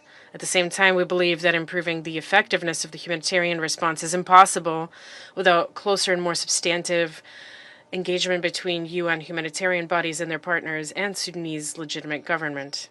Ignoring national authorities in attempts to work around state mechanisms undermine coordination, create additional risks for personnel, and do not contribute to a sustainable improvement of the situation for the civilian population. A sovereign state must remain the central link in humanitarian response efforts on its territory. The Russian Federation has consistently advocated for a ceasefire without delay and a transition to a political settlement of the conflict. We are convinced that the only viable path to peace is a broad, inclusive, intra-Sudanese dialogue that has not been imposed from the outside and that takes into account the interests of all the major political and social forces in the country. Decisions about Sudan's future must be made by the Sudanese themselves without external pressure or prescriptions. We take note of the various mediation initiatives and efforts aimed at facilitating a settlement. At the same time, we believe that the leading and guiding role in coordinating such efforts, as well as in creating a constructive atmosphere for cooperation between influential regional players, should belong to the United Nations. And most importantly, any initiatives for sustainable political settlements must not be adopted behind the backs of the Sudanese people themselves. It is essential to refer to Khartoum's opinion and its vision of ways to overcome the crisis. We look forward to more vigorous efforts from the Secretary General's personal envoy for Sudan, Mr. Ramtan Lamamra. We hope that following his contacts with the opposing sides and regional partners, the Council will have concrete, well-considered proposals on the parameters for a fair political settlement without infringing on the sovereign right of the Sudanese people to independently determine the future configuration of their state. We are convinced that the Security Council's role in this is to promote de-escalation and national reconciliation, not to deepen divisions. Russia stands ready to continue making a constructive contribution to collective efforts aimed at restoring peace, stability, and unity in Sudan. Thank you for your attention. I thank the representative of the Russian Federation for the statement, and I give the floor to the representative of the United States. Thank you, Mr. President. The United States condemns in the strongest terms the continued horrific violence across Sudan, particularly in Al Fasher and elsewhere in Darfur and the Kordofan region. We denounce in the strongest terms the December 13th targeting of UN peacekeepers in Kadugli, South Kordofan. Once again, we express our deep condolences to the families of the fallen peacekeepers and the government of Bangladesh. The Trump administration unequivocally condemns the atrocities committed by both the Sudanese armed forces and the Rapid Support Forces. This includes the atrocities committed by the Rapid Support Forces in Al-Fashir and reports of the ethnic targeting of civilians by the Sudanese armed forces in Wad Madani. We further condemn the Sudanese armed forces' use of chemical weapons in violation of the Chemical Weapons Convention. And we must hold Sudan accountable. Accountability is not optional. It's the cornerstone of the convention's credibility. Let me be clear. The onus is on the Sudanese armed forces and the Rapid Support Forces to end this horrifying conflict now. Under President Trump's leadership and at his direct instruction, Secretary Rubio and Senior Advisor Boulos have offered a way forward via a humanitarian truce. We urge both belligerents to accept this plan without preconditions immediately. We also call on all parties to honor their humanitarian commitments, including refraining from attacking civilians and allowing full, safe, and unhindered humanitarian access throughout the country. It is imperative that the relevant authorities extend the opening of the Adre border crossing with Chad past December 31st. There should not be any preconditions to humanitarian assistance delivery or politicization of access. This devastating war, the fall of Al-Fashir, the escalation of the conflict in the Kordofan region, and years of conflict in the heart of Khartoum would not be possible without external financial and military support to the warring parties. Supplying arms to any of the parties prolongs the conflict, and if the weapons are provided to parties in Darfur in the absence of committee approval, is in violation of the UN arms embargo. This needs to stop. Finally, we encourage the 1591 Committee to utilize the tools at its disposal, including sanctions, to hold to account those who are committing violations of international humanitarian law or human rights law or atrocities in Darfur. Thank you. I thank the representative of the United States for the statement, and I give the floor to the representative of France. Monsieur le Président, je voudrais tout d'abord remercier le secrétaire général, Monsieur Khaled Khari, et la directrice des opérations du BCH, Madame Eden Wassornou, pour leurs interventions, ainsi que Monsieur Cameron Hudson pour ses remarques. Nous nous réunissons aujourd'hui pour répondre au conflit au Soudan, dont la population civile soudanaise est la première victime. Les forces armées soudanaises, les forces de soutien rapide et leurs alliés poursuivent leurs affrontements meurtriers, notamment au Kordofan. Des acteurs extérieurs continuent de les alimenter, y compris en violation de l'embargo sur les armes au Darfour, renouvelé à l'unanimité en septembre dernier. Ces actions amplifient la régionalisation du conflit. Et cette régionalisation du conflit est déjà en cours, et elle représente une menace durable pour la sécurité et la stabilité de la Corne de l'Afrique, mais aussi de l'Afrique du Nord, de l'Afrique centrale et de la mer Rouge. Le samedi 13 décembre, une attaque de drone à Kadougli contre une base de la Force intérimaire de sécurité des Nations Unies pour Abyei, la FISNUA, a coûté la vie à 6 casques bleus du Bangladesh et fait 9 blessés. La France condamne cette attaque avec la plus grande fermeté et exprime sa solidarité avec le Bangladesh. Elle adresse ses condoléances aux familles et aux proches des soldats décédés, ainsi que ses vœux de prompt rétablissement aux blessés. Les responsables de cette attaque devront être identifiés et répondre de leurs actes. Monsieur le Président, je voudrais faire 3 remarques dans le cadre de cette réunion du Conseil de sécurité. Tout d'abord, la France condamne fermement les violences systématiques et persistantes infligées aux civils. À El Fasher, les forces de soutien rapide ont commis des atrocités en violation du droit international humanitaire et du droit international des droits de l'homme. Dans les faits, aucune mesure effective n'est venue donner corps à leur annonce pour mettre en œuvre une trêve humanitaire. Les forces de soutien rapide doivent immédiatement garantir sans discrimination la protection des civils, faciliter les accès humanitaires et tenir pour responsables les auteurs de crimes dans leur rang. Monsieur le Président, nous sommes également préoccupés par les rapports faisant état de violations perpétrées par les forces armées soudanaises, y compris les rapports dans la presse s'agissant d'incidents liés à l'emploi d'armes chimiques. Les forces armées soudanaises doivent sans délai adhérer à la trêve humanitaire proposée par les États-Unis dans le cadre du Quad. Par ailleurs, toutes les parties en présence doivent se conformer au droit international humanitaire, notamment à l'obligation de garantir l'acheminement rapide et sans entrave d'aide alimentaire, de médicaments et de fournitures essentielles. Elles doivent respecter leurs obligations au titre de la résolution 2736 du Conseil de sécurité, ainsi que les engagements pris dans le cadre de la déclaration de Jeddah, incluant la protection des civils et des travailleurs humanitaires. Il est intolérable que la faim et la famine persistent à cause du cynisme des parties au conflit. Ensuite, il importe de rappeler que les paramètres de résolution de ce conflit sont bien identifiés. Conclusion d'un cessez-le-feu, assorti d'un processus de paix.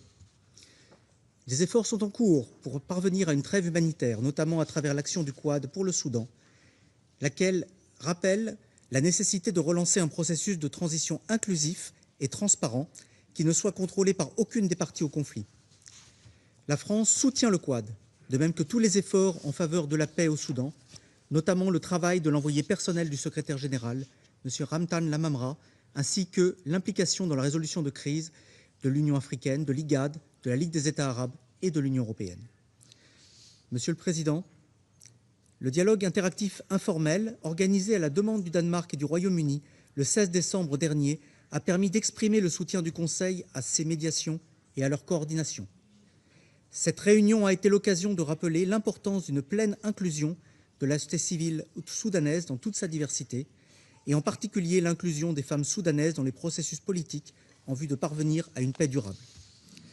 C'est cette société civile qui agit aujourd'hui en première ligne pour soutenir les populations affectées par les combats.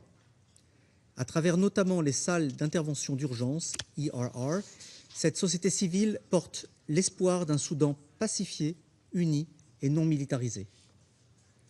Enfin, le Conseil de sécurité doit peser de tout son poids pour accompagner les efforts de paix. C'est une nécessité pour appeler les parties au conflit à s'engager de toute urgence et de bonne foi dans des négociations en vue d'une solution politique. C'est également une nécessité pour tenir comptable les responsables d'atrocités contre les civils. La France soutient, en ce sens, le recours aux sanctions individuelles au titre du régime 1591. Le Conseil doit agir maintenant, alors qu'il en va de la préservation de l'unité du Soudan, ainsi que de la stabilité de la région. Il est indispensable de se montrer à la hauteur des aspirations du peuple soudanais à la liberté, à la paix et à la justice après la révolution de décembre 2018. Je vous remercie. I thank the representative of France for the statement, and I give the floor to the representative of Panama. Gracias, señor presidente. Panamá agradece las intervenciones del secretario general adjunto, Khaled Chiari, de la señora Edem Wosurno, de la Oficina para la Coordinación de Asuntos Humanitarios, y analista independiente, señor Cameron Hudson. Damos la bienvenida a su excelencia, doctor Camil Idris, primer ministro de la República de Sudán, y agradecemos su participación en esta reunión. Reconocemos la presencia de los representantes de los países que nos distinguen con su participación. Panamá condena enérgicamente el ataque con drones del 13 de diciembre contra la base logística de la UNISFA en Kadugli, que causó la muerte de 6 cascos azules de Bangladesh y dejó varios heridos. Extendemos nuestras condolencias al gobierno y al pueblo de Bangladesh, así como a las familias de quienes dieron su vida mientras servían bajo la bandera de las Naciones Unidas.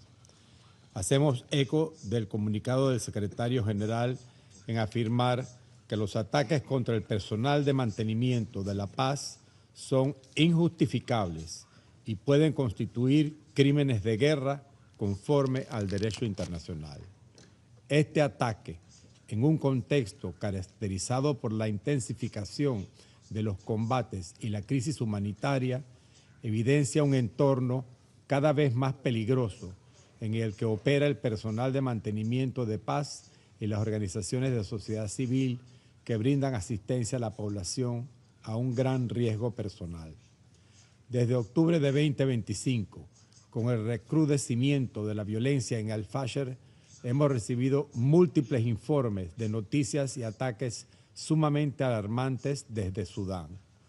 Las condiciones que enfrenta la población civil evidencian una crisis de protección de proporciones extremas. Ninguna persona debería tener que someterse a vivir bajo estas condiciones.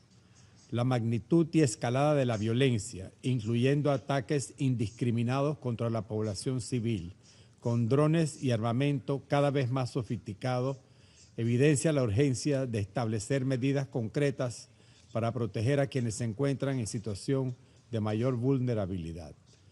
Llamamos a todas las partes a cesar las hostilidades, priorizar la protección de los civiles y participar plenamente en los canales de mediación en curso, a la vez que recordamos la obligación del Estado en garantizar la seguridad e integridad de la población a la que sirve. Panamá reconoce y valora los múltiples esfuerzos de mediación en curso, tanto a nivel regional como internacional. En este sentido, reconocemos el rol activo del Quad, la Unión Africana y las iniciativas regionales que buscan facilitar el diálogo entre las partes y son elementales en la promoción de una solución pacífica y sostenible al conflicto. Señor presidente, el contexto actual revela una verdad ineludible. En un conflicto de esta magnitud no hay ganadores, mientras la población civil siga pasando el precio de la violencia, que además, lamentablemente, continúa alimentada por la provisión de armas, financiamiento y apoyo por parte de actores externos, en lugar de ejercer la influencia que tengan a su disposición para motivar a las partes a cesar hostilidades, cesar la violencia, detener las atrocidades y respetar los derechos humanos. El contexto actual revela, al mismo tiempo, hacemos un llamado a reforzar la protección de frente a la persistencia de la violencia sexual y de género ejercida contra mujeres y niñas. La violencia sexual utilizada como táctica de guerra es un crimen y constituye una violación grave del derecho internacional. Las prioridades deben ser claras: garantizar la protección de la población civil, atender la crisis humanitaria, lograr un cese inmediato de hostilidades, asegurar el respeto a la soberanía e integridad territorial de Sudán y promover la rendición de cuentas por las violaciones al derecho internacional humanitario y de los derechos humanos. Panamá, presidente, reitera su compromiso con un enfoque coordinado, inclusivo y basado en derechos humanos que apoye los esfuerzos de mediación y contribuya a avanzar hacia las condiciones estables, seguras y dignas que el pueblo sudanés merece. Muchas gracias.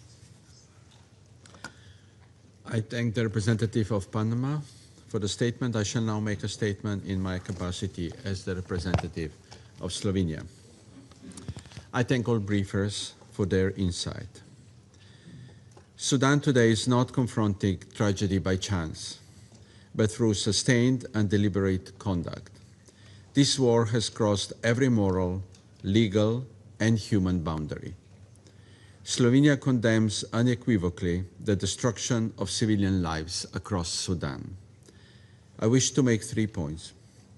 First, the pattern of harm in Sudan leaves no room for misinterpretation. Civilians are attacked, killed, besieged, starved, bombed, raped, and displaced by design. Violence is not incidental. It is calibrated. Hunger is not a byproduct. It is imposed. Al-Fasher is most compelling example. For 18 months, a city has been surrounded, suffocated, and attacked from both ground and air. As we heard, these same methods are now spreading beyond Darfur. In Kordofan, violence is accelerating rapidly, with drone warfare adding a new and terrifying dimension, remote, indiscriminate, and devastating. This war has turned children into targets. In South Kordofan, a horrific attack on kindergarten, killing children, fully exposed the moral collapse of this conflict. Months ago, UNICEF warned that children are being subjected to horrors of sexual violence. Our position is clear. There is no circumstance, no justification, and no explanation that can excuse violence against children. We condemn it in the strongest terms. On 30th December, this same disregard for life extended to those mandated to protect it, when a drone attack on UNISWA logistics base in Kadugli killed 6 Bangladeshi peacekeepers. A day later, according to WHO, a hospital in Dalan was attacked, killing 9 health workers, one of many deadly assaults on health care that are stripping civilians of life-saving services across Sudan. Slovenia condemns all these attacks in the strongest possible terms and expresses its deepest condolences to the families of the fallen peacekeepers. We demand that those responsible be identified and held accountable. We equally condemn the use of siege, starvation, and terror as methods of warfare. Second, responsibility must be addressed. All civilian deaths, regardless of location, affiliation, or perpetrator, are equally unacceptable and demand the same clarity of condemnation and commitment to justice. A number of reports has made it clear both parties bear responsibility for harm to civilians. The crimes committed by the RSF stand apart for their scope, intensity, and brutality. RSF is waging a campaign of violence against civilians that is systematic, deliberate, and sustained. These are not isolated incidents or failures of discipline. They are operational choices. Slovenia condemns these acts unequivocally and stresses that such conduct demands clear accountability for RSF atrocities. Reporting by the Office of the High Commissioner for Human Rights and the UN fact-finding mission has also documented serious violations by the Sudanese armed forces, including indiscriminate airstrikes and attacks affecting populated areas. Slovenia condemns these attacks and calls on the SAF to cease such conduct and to comply fully with international humanitarian law. Third, this war is being enabled from the outside. Sudan continues to receive weapons, including drones, logistical and financial support that enables hostilities, despite overwhelming evidence that this support is directly used to target civilians. Slovenia calls on all external actors to halt the transfer of arms and military material and to seize any support that fuels this war, in full compliance with UN arms embargo obligations. We need to be clear, there can be no illusion of neutrality. Those who provide military or logistical assistance share responsibility and accountability. In a war defined by massive atrocities, there is no neutral supply chain. In conclusion, Slovenia supports all genuine mediation efforts, including those led by the Quad, the Quint, the UN, the AU, and regional actors. The Sudan roadmap to peace must be matched by genuine commitment. As other colleagues have said, there is no military solution to this war. Slovenia calls directly on both warring parties to step up and engage seriously in mediation efforts, rather than undermine or fragment these efforts. The responsibility now lies with the parties to demonstrate, through actions rather than words, that they are prepared to end this war. I resume my function as President of the Council, and I now give the floor to His Excellency, Mr. Kamil El Tayeb Idris, Transitional Prime Minister of the Republic of Sudan. Mr. President, distinguished members of the Security Council, Sudan stands today at a defining moment in its history, a moment where the silence of guns can either be delayed by hesitation or secured by courage. Our nation, as you have rightly established this morning,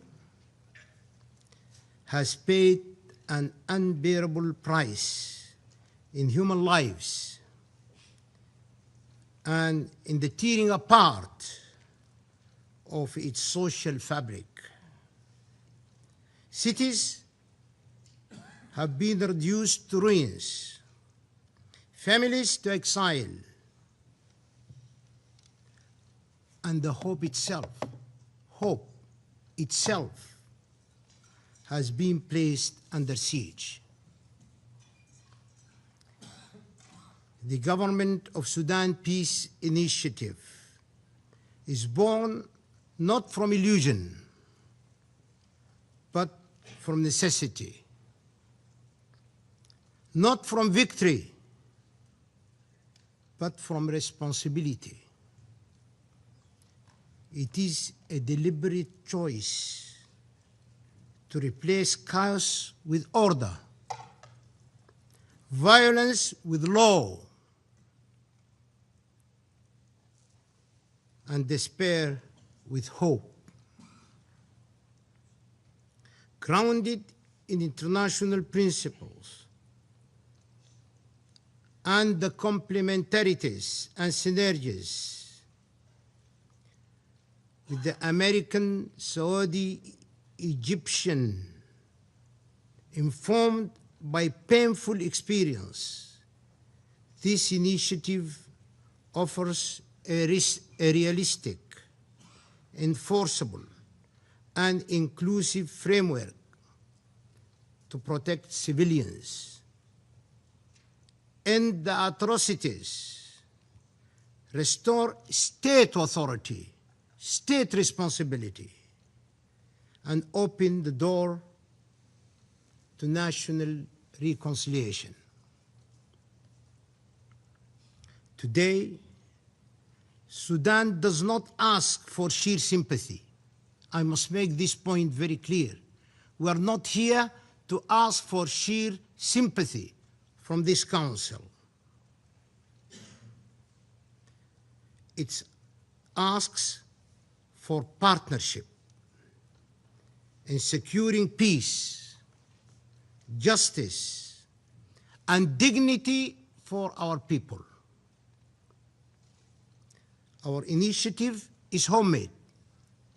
Let me underline, homemade, not imposed upon us. It is not about winning a war. It is about ending a cycle of violence that has failed Sudan for decades.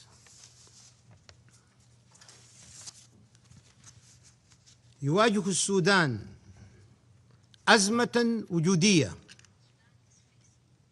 نتيجة للحرب الضروس التي تشنها الميليشيا المتمردة قوات الدعم السريع سابقا في انتهاك صريح لكافة القوانين والأعراف الدولية، مما أدى إلى كارثة إنسانية غير مسبوقة وزعزعة الاستقرار الإقليمي والدولي. من أجل ذلك وعطفاً على خارطة الطريق التي تم إيداعها إلى مجلسكم الموقر، وتكاملاً مع مبادرة السلام السعودية الأمريكية المصرية، نقدم مبادرة حكومة السودان للسلام التي تعبر عن رؤية حكومة الأمل السودانية المدنية الانتقالية لوضع حد لهذا العدوان المسلح من الميليشيا وداعميها ولحماية المدنيين وحقنا للدماء ووقفا لمعاناة شعبنا وصونا لوحدة وتراب بلادنا وحفظا للأمن والسلم الدوليين.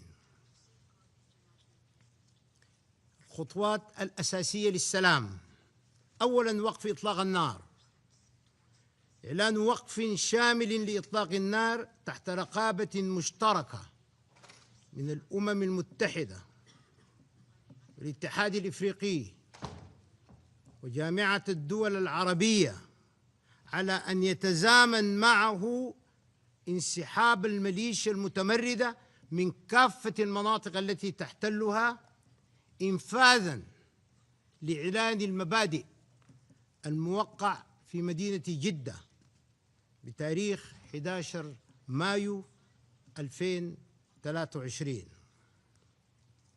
ثانياً، تجميع مقاتلي الميليشيا المتمردة في معسكرات محددة.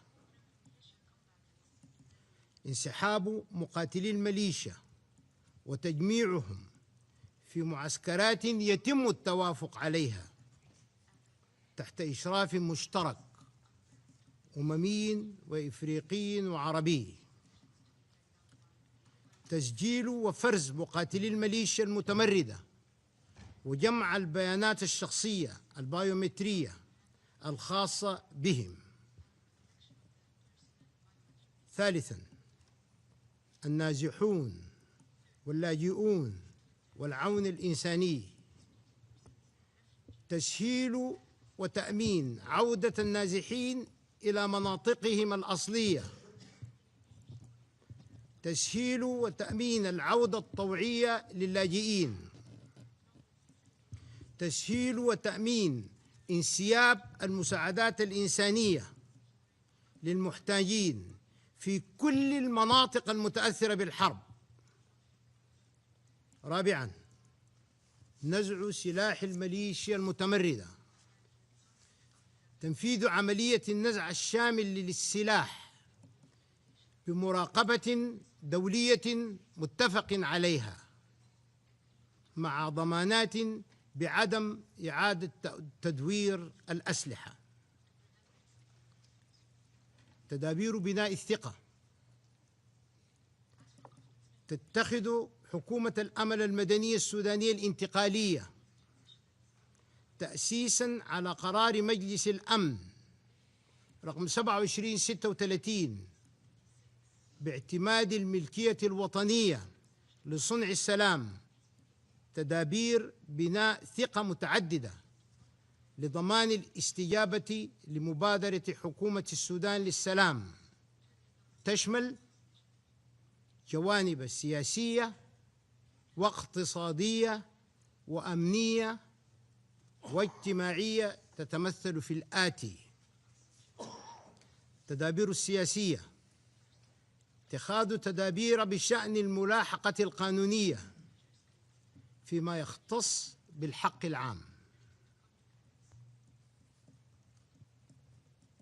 وتبنى سياسات تتعلق بشأن مساءلة عناصر الميليشيا غير المتورطة في ارتكاب جرائم حرب وإبادة جماعية أو انتهاكات لحقوق الإنسان وغيرها من الجرائم المعرفة في القانون الدولي، سواء كانوا عسكريين أو مدنيين، مع إخضاع مرتكبي الجرائم للعدالة الانتقالية.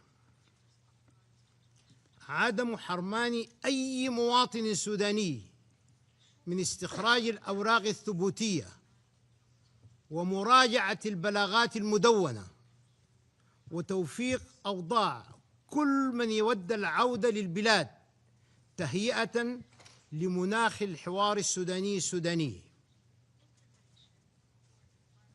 ثانياً، تدابير الأمنية: دمج الأفراد المستوفين للمعايير المحددة من الدولة في القوات النظامية لحكومة السودان، تنفيذ برنامج نزع السلاح والتسريح وإعادة الدمج المعروف بالDDR للمستوفين بغرض العودة إلى الحياة المدنية. دعم إعادة الدمج من خلال برامج دولية وإقليمية لإعادة تأهيل المقاتلين السابقين وتسهيل اندماجهم في المجتمع. ثالثاً، التدابير الاقتصادية، جبر الضرر، دعم المشاريع التنموية في ولايات دارفور وكردفان وبقية الولايات المتضررة عبر تخصيص موارد إضافية حكومية ودولية، فضلاً عن مشاريع إعادة الإعمار. خلق مشاريع إنتاجية عبر إنشاء صناديق للتمويل الأصغر بغرض تحسين المستوى المعيشي في المناطق المتأثرة بالحرب.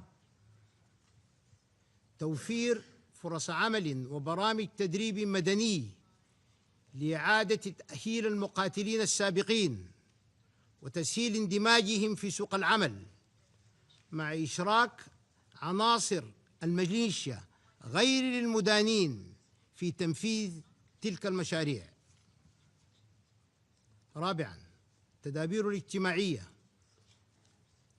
إشراك المدمجين والكيانات الأهلية الداعمة لهم في مبادرات السلم المجتمعي، وتوفير الفرص للمساهمة في برامج المصالحة الوطنية وجبر الضرر، بما يعزز إعادة ثقة المجتمعات المحلية فيهم. استيعاب المدمجين في مشاريع تعليمية وصحية عبر دعم المدارس والمستشفيات في المناطق المتأثرة بالحرب وجعلهم جزءاً من الحل المجتمعي.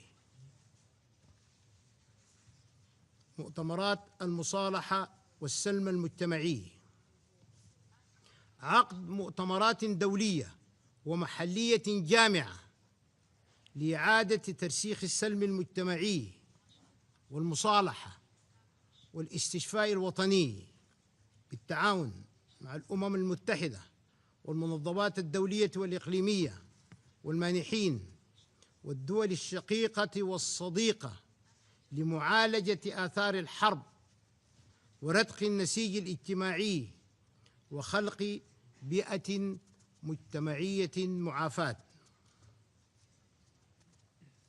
العملية السياسية، انعقاد الحوار السوداني خلال الفترة الانتقالية الذي تتفق فيه القوى السياسية على كيفية إدارة الدولة وحكم البلاد، ويعقب ذلك انعقاد انتخابات حرة ونزيهة بمراقبة دولية لاستكمال استحقاقات التحول الديمقراطي الشامل. Mr. President, distinguished members of the Security Council,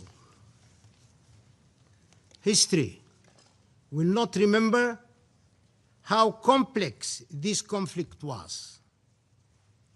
It will remember whether the world acted when action was possible.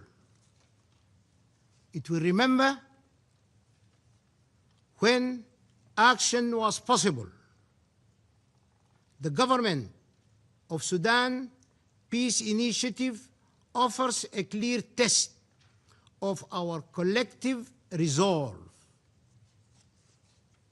A ceasefire that can be monitored, disarmament that can be enforced, justice that is not selective, and reconciliation that is not superficial.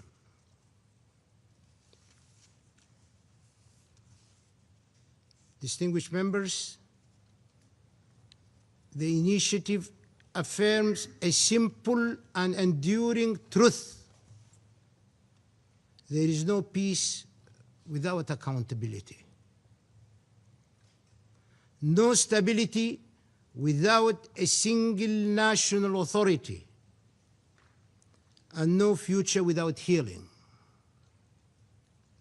Sudan seeks neither impunity nor endless war. It seeks a just peace anchored in law and safeguarded by the international community. You are the international community. This collective assembly of the Security Council is the full representation of the international community. This initiative can mark the moment when Sudan stepped back from the edge and the international community, you stood on the right side of history. Let this council be remembered not as a witness to collapse, but as a partner in recovery. I am here today, distinguished members of the Security Council, therefore, to seek your undivided attention and full support. Thank you for your attention. I thank His Excellency Mr. Idris for the statement. I now give the floor to the representative of Turkey.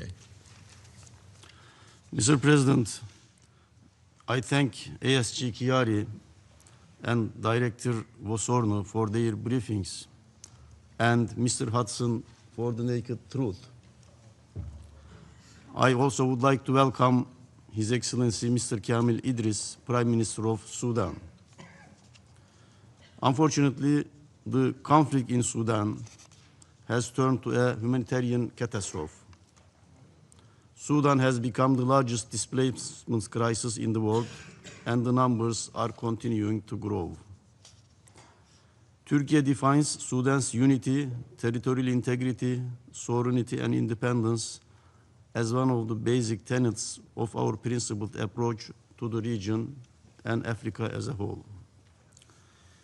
We are deeply saddened by the recent developments in El Fasher and Kordofan. We strongly condemn the atrocities committed by the RSF against civilians and call for the urgent access of humanitarian assistance to the relevant regions. We also condemn the attack on the logistics base of the United Nations Interim Security Force for Abyei in Kadugli, the capital of South Kordofan. I wish to express Turkey's condolences to the families of the fallen peacekeepers and to the government and people of Bangladesh, and wish a swift recovery. Mr. President, it is only through legitimacy and dialogue a sustainable solution to the conflict can be found. We support regional and international initiatives aimed at ending the conflict, easing the human suffering, and preserving Sudan's unity, stability, and security. The efforts of the international community should turn into an inclusive peace process that will enable a permanent ceasefire, followed by a comprehensive political process, of course, and accountability. In order to contribute to the normalization of the country, Turkish Cooperation and Coordination Agency reopened its office in Port Sudan. Also, Ziraat Katılım Bank has relaunched its operations in the country. Turkish Airlines started Istanbul-Port Sudan flights on September this year. The continued presence of Turkish Embassy in Port Sudan at the ambassadorial level is a clear testament to our determination to stand with Sudan. In these difficult times, we do not remain indifferent to the ongoing humanitarian situation in the country. Turkish hospital in Nayala, the capital city of South Darfur, continues to provide health services to the Sudanese people despite all the setbacks and hardships. In addition to our previous humanitarian aid, 4 Turkish aid ships, 2 of them prepared by the Turkish NGOs, delivered approximately 10,000 tons of aid to Port Sudan since the summer of 2024. Turkish Ministry of Health has sent 64 tons of medical supply to help Sudanese people fight cholera in this July. In cooperation with Turkish Disaster and Emergency Management Authority and the International Organization for Migration, arrangements of the shipment of 30,000 tents were completed. First shipment already arrived. Rest of the tents will be delivered soon. Mr. President, in the midst of growing number of global crises and challenges, Sudan must not be allowed to fade from the international community's focus. That's why I appreciate the initiatives by His Excellency Prime Minister very much. Establishment of a reliable ceasefire, sustainable and safe delivery of humanitarian aid remains to be urgent needs. People of Sudan must be freed from the grip of violence and death. Turkey once again underscores its firm support for the people of Sudan and appeals to the international community to enhance and enforce efforts to end the conflict, and thank you. I thank the representative of Turkey for the statement, and I give the floor to the representative of Egypt. سيد الرئيس، اسمحوا لي بداية أن أرحب بتواجد دولة رئيس الوزراء السودان الدكتور كامل إدريس بيننا اليوم في هذه الجلسة التي تنعقد في لحظة فارقة من تاريخ السودان الشقيق على نحو ما تفضل به دولة رئيس الوزراء منذ دقائق. يمر خلالها هذا الجار العزيز على قلوب المصريين جميعا بأزمة عميقة تحمل تداعيات سلبية وخطيرة على الأمن والاستقرار الإقليمي والدولي، وعلى دول جوار السودان بشكل خاص، باعتبارها الأشد تأثراً بالأزمة والأكثر تحملاً لأعبائها. سيد الرئيس، أعضاء المجلس الموقر، انخرطت مصر على مدار العامين الماضيين في كافة الجهود الدولية الرامية لاستعادة استقرار السودان، إدراكاً منا لمكامن الخطر المتعددة لهذا الصراع، خاصة بالنظر إلى موقع السودان الاستراتيجي في قلب القارة الإفريقية وحدوده المشتركة مع 7 دول وسواحله الطويلة الممتدة على البحر الأحمر، وتداعيات انتشار عوامل الفوضى وانعدام الأمن، والتي تشمل تهديد أمن وسلامة الملاحة في البحر الأحمر وتقويض الاستقرار في منطقة القرن الإفريقي، وانتشار الإرهاب والجريمة المنظمة وتزايد موجات الهجرة غير الشرعية وتهريب السلاح والبشر، وجميعها عوامل قد تحول السودان لا قدر الله إلى أزمة تهدد السلم والأمن الدوليين وليس فقط محيطه الإقليمي. وفي هذا السياق تواصل مصر جهودها ومساعيها الرامية إلى وقف الحرب في السودان بالتعاون والتنسيق مع كافة الشركاء الدوليين والإقليميين، حيث تشارك مصر ضمن الآلية الرباعية الدولية من أجل وضع حد لمعاناة الشعب السوداني الشقيق وتسوية الأزمة السودانية من خلال العمل على التوصل إلى هدنة إنسانية شاملة في أقرب وقت ممكن، بما يؤدي إلى وقف مستدام لإطلاق النار يتضمن إقامة ملاذات وممرات إنسانية آمنة لتوفير الحماية للمدنيين السودانيين بالتنسيق الكامل مع مؤسسات الدولة السودانية. وذلك بالتوازي مع مساعي تدشين عملية سياسية شاملة يقودها الأشقاء السودانيون. وقد حرصت مصر على استضافة لقاء القوى السياسية والمدنية السودانية تحت مظلة حوار القاهرة في يوليو 2024، مساهمة من مصر في دعم مساعي الأشقاء نحو تجاوز الخلافات القائمة والتوصل لأرضية مشتركة ورؤية مشتركة تمهد الطريق نحو مستقبل أفضل للسودان. كما لا تدخر مصر جهداً في تقديم كافة سبل الدعم للآليات والمسارات التي تهدف إلى إنهاء الصراع في السودان، لا سيما في إطار الاتحاد الإفريقي ودول جوار السودان وغيرها من المحافل، إيماناً منها بأهمية تكامل وتضافر الجهود الدولية والإقليمية في هذا الاتجاه. وتشيد مصر في هذا الصدد بالجهود التي يبذلها السكرتير العام للأمم المتحدة ومبعوثه الشخصي للسودان السيد رمضان العمامرة، وبدوره في العمل على تقريب وجهات النظر بين مختلف الأطراف من أجل استعادة السلام وتحقيق الاستقرار في السودان. ويقدر وفد مصر أهمية مواصلة التعاون البناء وتعزيز الثقة بين الحكومة السودانية والأمم المتحدة وهيئاتها في مختلف مجالات العمل والتعامل مع الأزمة، خاصة المجال الإنساني.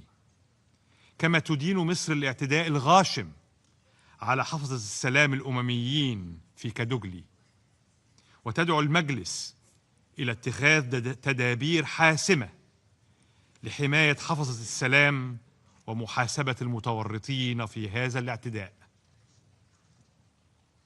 وتشدد مصر على ضرورة وقف التدفق غير المشروع للسلاح والمرتزقة والمقاتلين الأجانب إلى الأراضي السودانية، وبما من شأنه أن يعزز من جهود إنهاء الصراع وحقن الدماء والحد من موجات النزوح واللجوء. وتطالب مصر أيضا المجتمع الدولي باتخاذ التدابير اللازمة لوقف الانتهاكات الصارخة لمبادئ القانون الدولي الإنساني والجرائم التي يتم ارتكابها في حق المدنيين الأبرياء في إقليمي دارفور وكردفان، خاصة عقب سقوط مدينة الفاشر.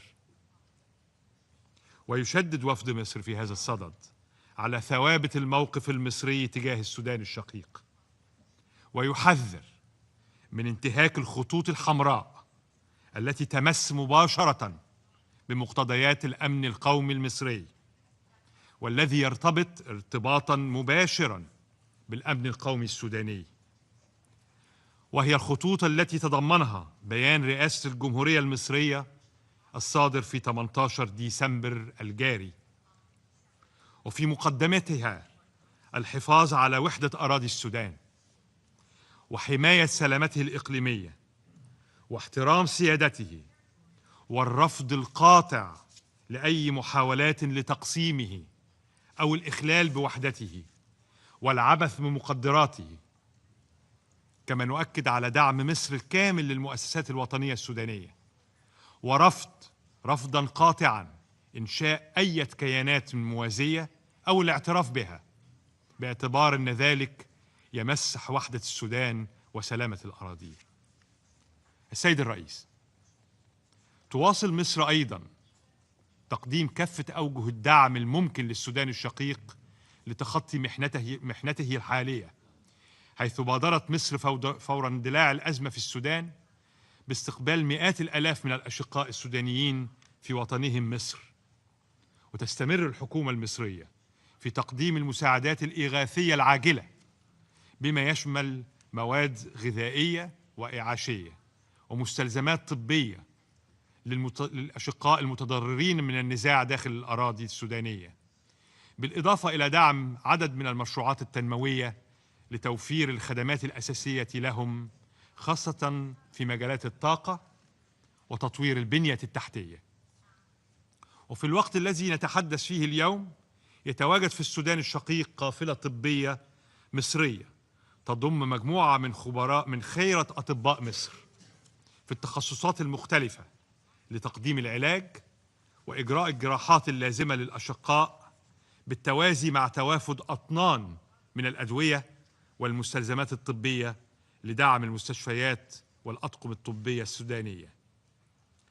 سيد الرئيس، إن الوضع في السودان حالياً لا يجب أن يكون مجالاً للتنافس أو ساحة للتناحر، بل إنه يتحتم علينا جميعاً التعاون والتنسيق المخلص والشفاف من أجل الخروج بالبلاد من هذا المعترك والتوصل في أسرع وقت لهدنة إنسانية تسمح بتعزيز نفاذ المساعدات والإغاثة اللازمة لملايين النازحين من الشعب السوداني، يعقبها الانخراط في مفاوضات للتوصل إلى وقف دائم لإطلاق النار، ثم استئناف العملية السياسية بما يسمح بنجاح الفترة الانتقالية في السودان.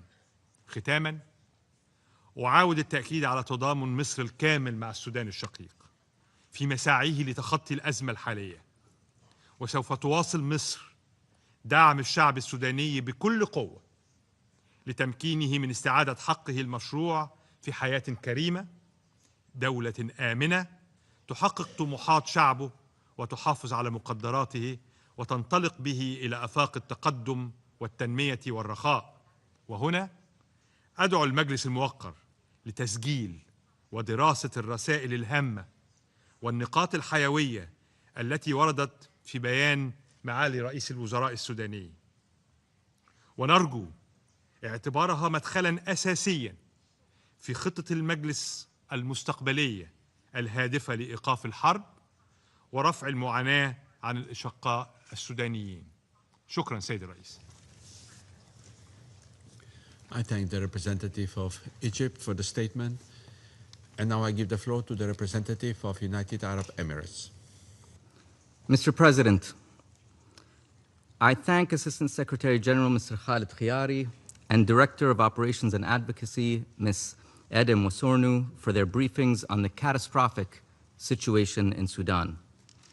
And while I agree with what Mr. Hudson said about the importance of Sudan transitioning to a civilian-led government and one that is free from the control of extremist forces, I express regret that he has also used the opportunity to repeat false and unfounded allegations against the UAE, which we categorically reject. Mr. President, as we speak, fighting continues unabated across the country. Despite repeated calls from the Quad and others to secure a humanitarian truce that would enable a surge of life-saving assistance into and across Sudan, the warring parties choose to continue their military operations and violate international law. Just this month, the conflict has crossed yet another red line with a direct attack against the United Nations. The United Arab Emirates unequivocally condemns the heinous drone attack against UNIFSA's logistics base in Kadugli, which resulted in the tragic deaths of UN peacekeepers and represents a serious escalation. Those responsible must be held accountable.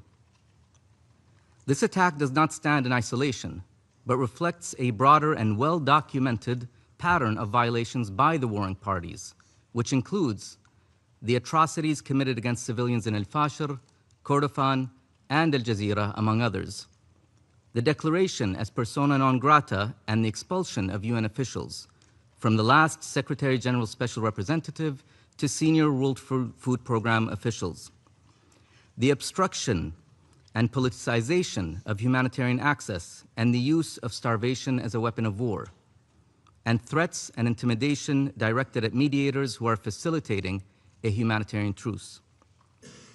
These actions directly undermine mediation efforts and the UN's ability to protect civilians and deliver life-saving aid. Amid the fog of war, one fact is beyond dispute. Both sides have committed war crimes. This is not conjecture.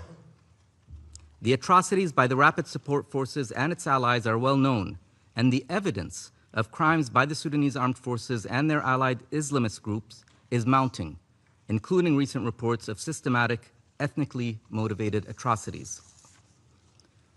Mr. President, the international community must not stand by as this ongoing civil war creates dangerous space for extremist and terrorist networks to regroup, recruit, and finance themselves, generating spillover risks for Sudan's neighbors and the wider region. As the Quad's joint statement of 12 September underscores, Sudan's future cannot be dictated by violent extremist groups, including those part of or linked to the Muslim Brotherhood, whose destabilizing influence has fueled violence and instability across the region. The Council should be clear that any path forward must deny these extremist groups space, resources, and legitimacy, and must be anchored in a genuine civilian-led transition independent of either of the warring parties. It is, however, telling that violence is still being used to silence calls for civilian governance, as we saw during the recent commemorations of the December Revolution. Only an independent, civilian-led government can address the root causes of this conflict and prevent Sudan from remaining trapped in cycles of military rule, instability, and repression. Today, there is a clear and immediate opportunity to act in the interest of the Sudanese people by implementing the humanitarian truce that the US and the Quad have been calling for. Lessons of history and present realities make it clear that unilateral efforts by either of the warring parties are not sustainable and will only prolong the war. The immediate priority is for a humanitarian truce that enables safe, rapid, and unhindered delivery of aid across Sudan, and that leads directly to a permanent ceasefire and a pathway towards civilian rule, independent of the warring parties. The Quad process, led by the United States, remains the most viable framework to achieve this. The international community must unite its efforts to press both warring parties to accept the truce on the table.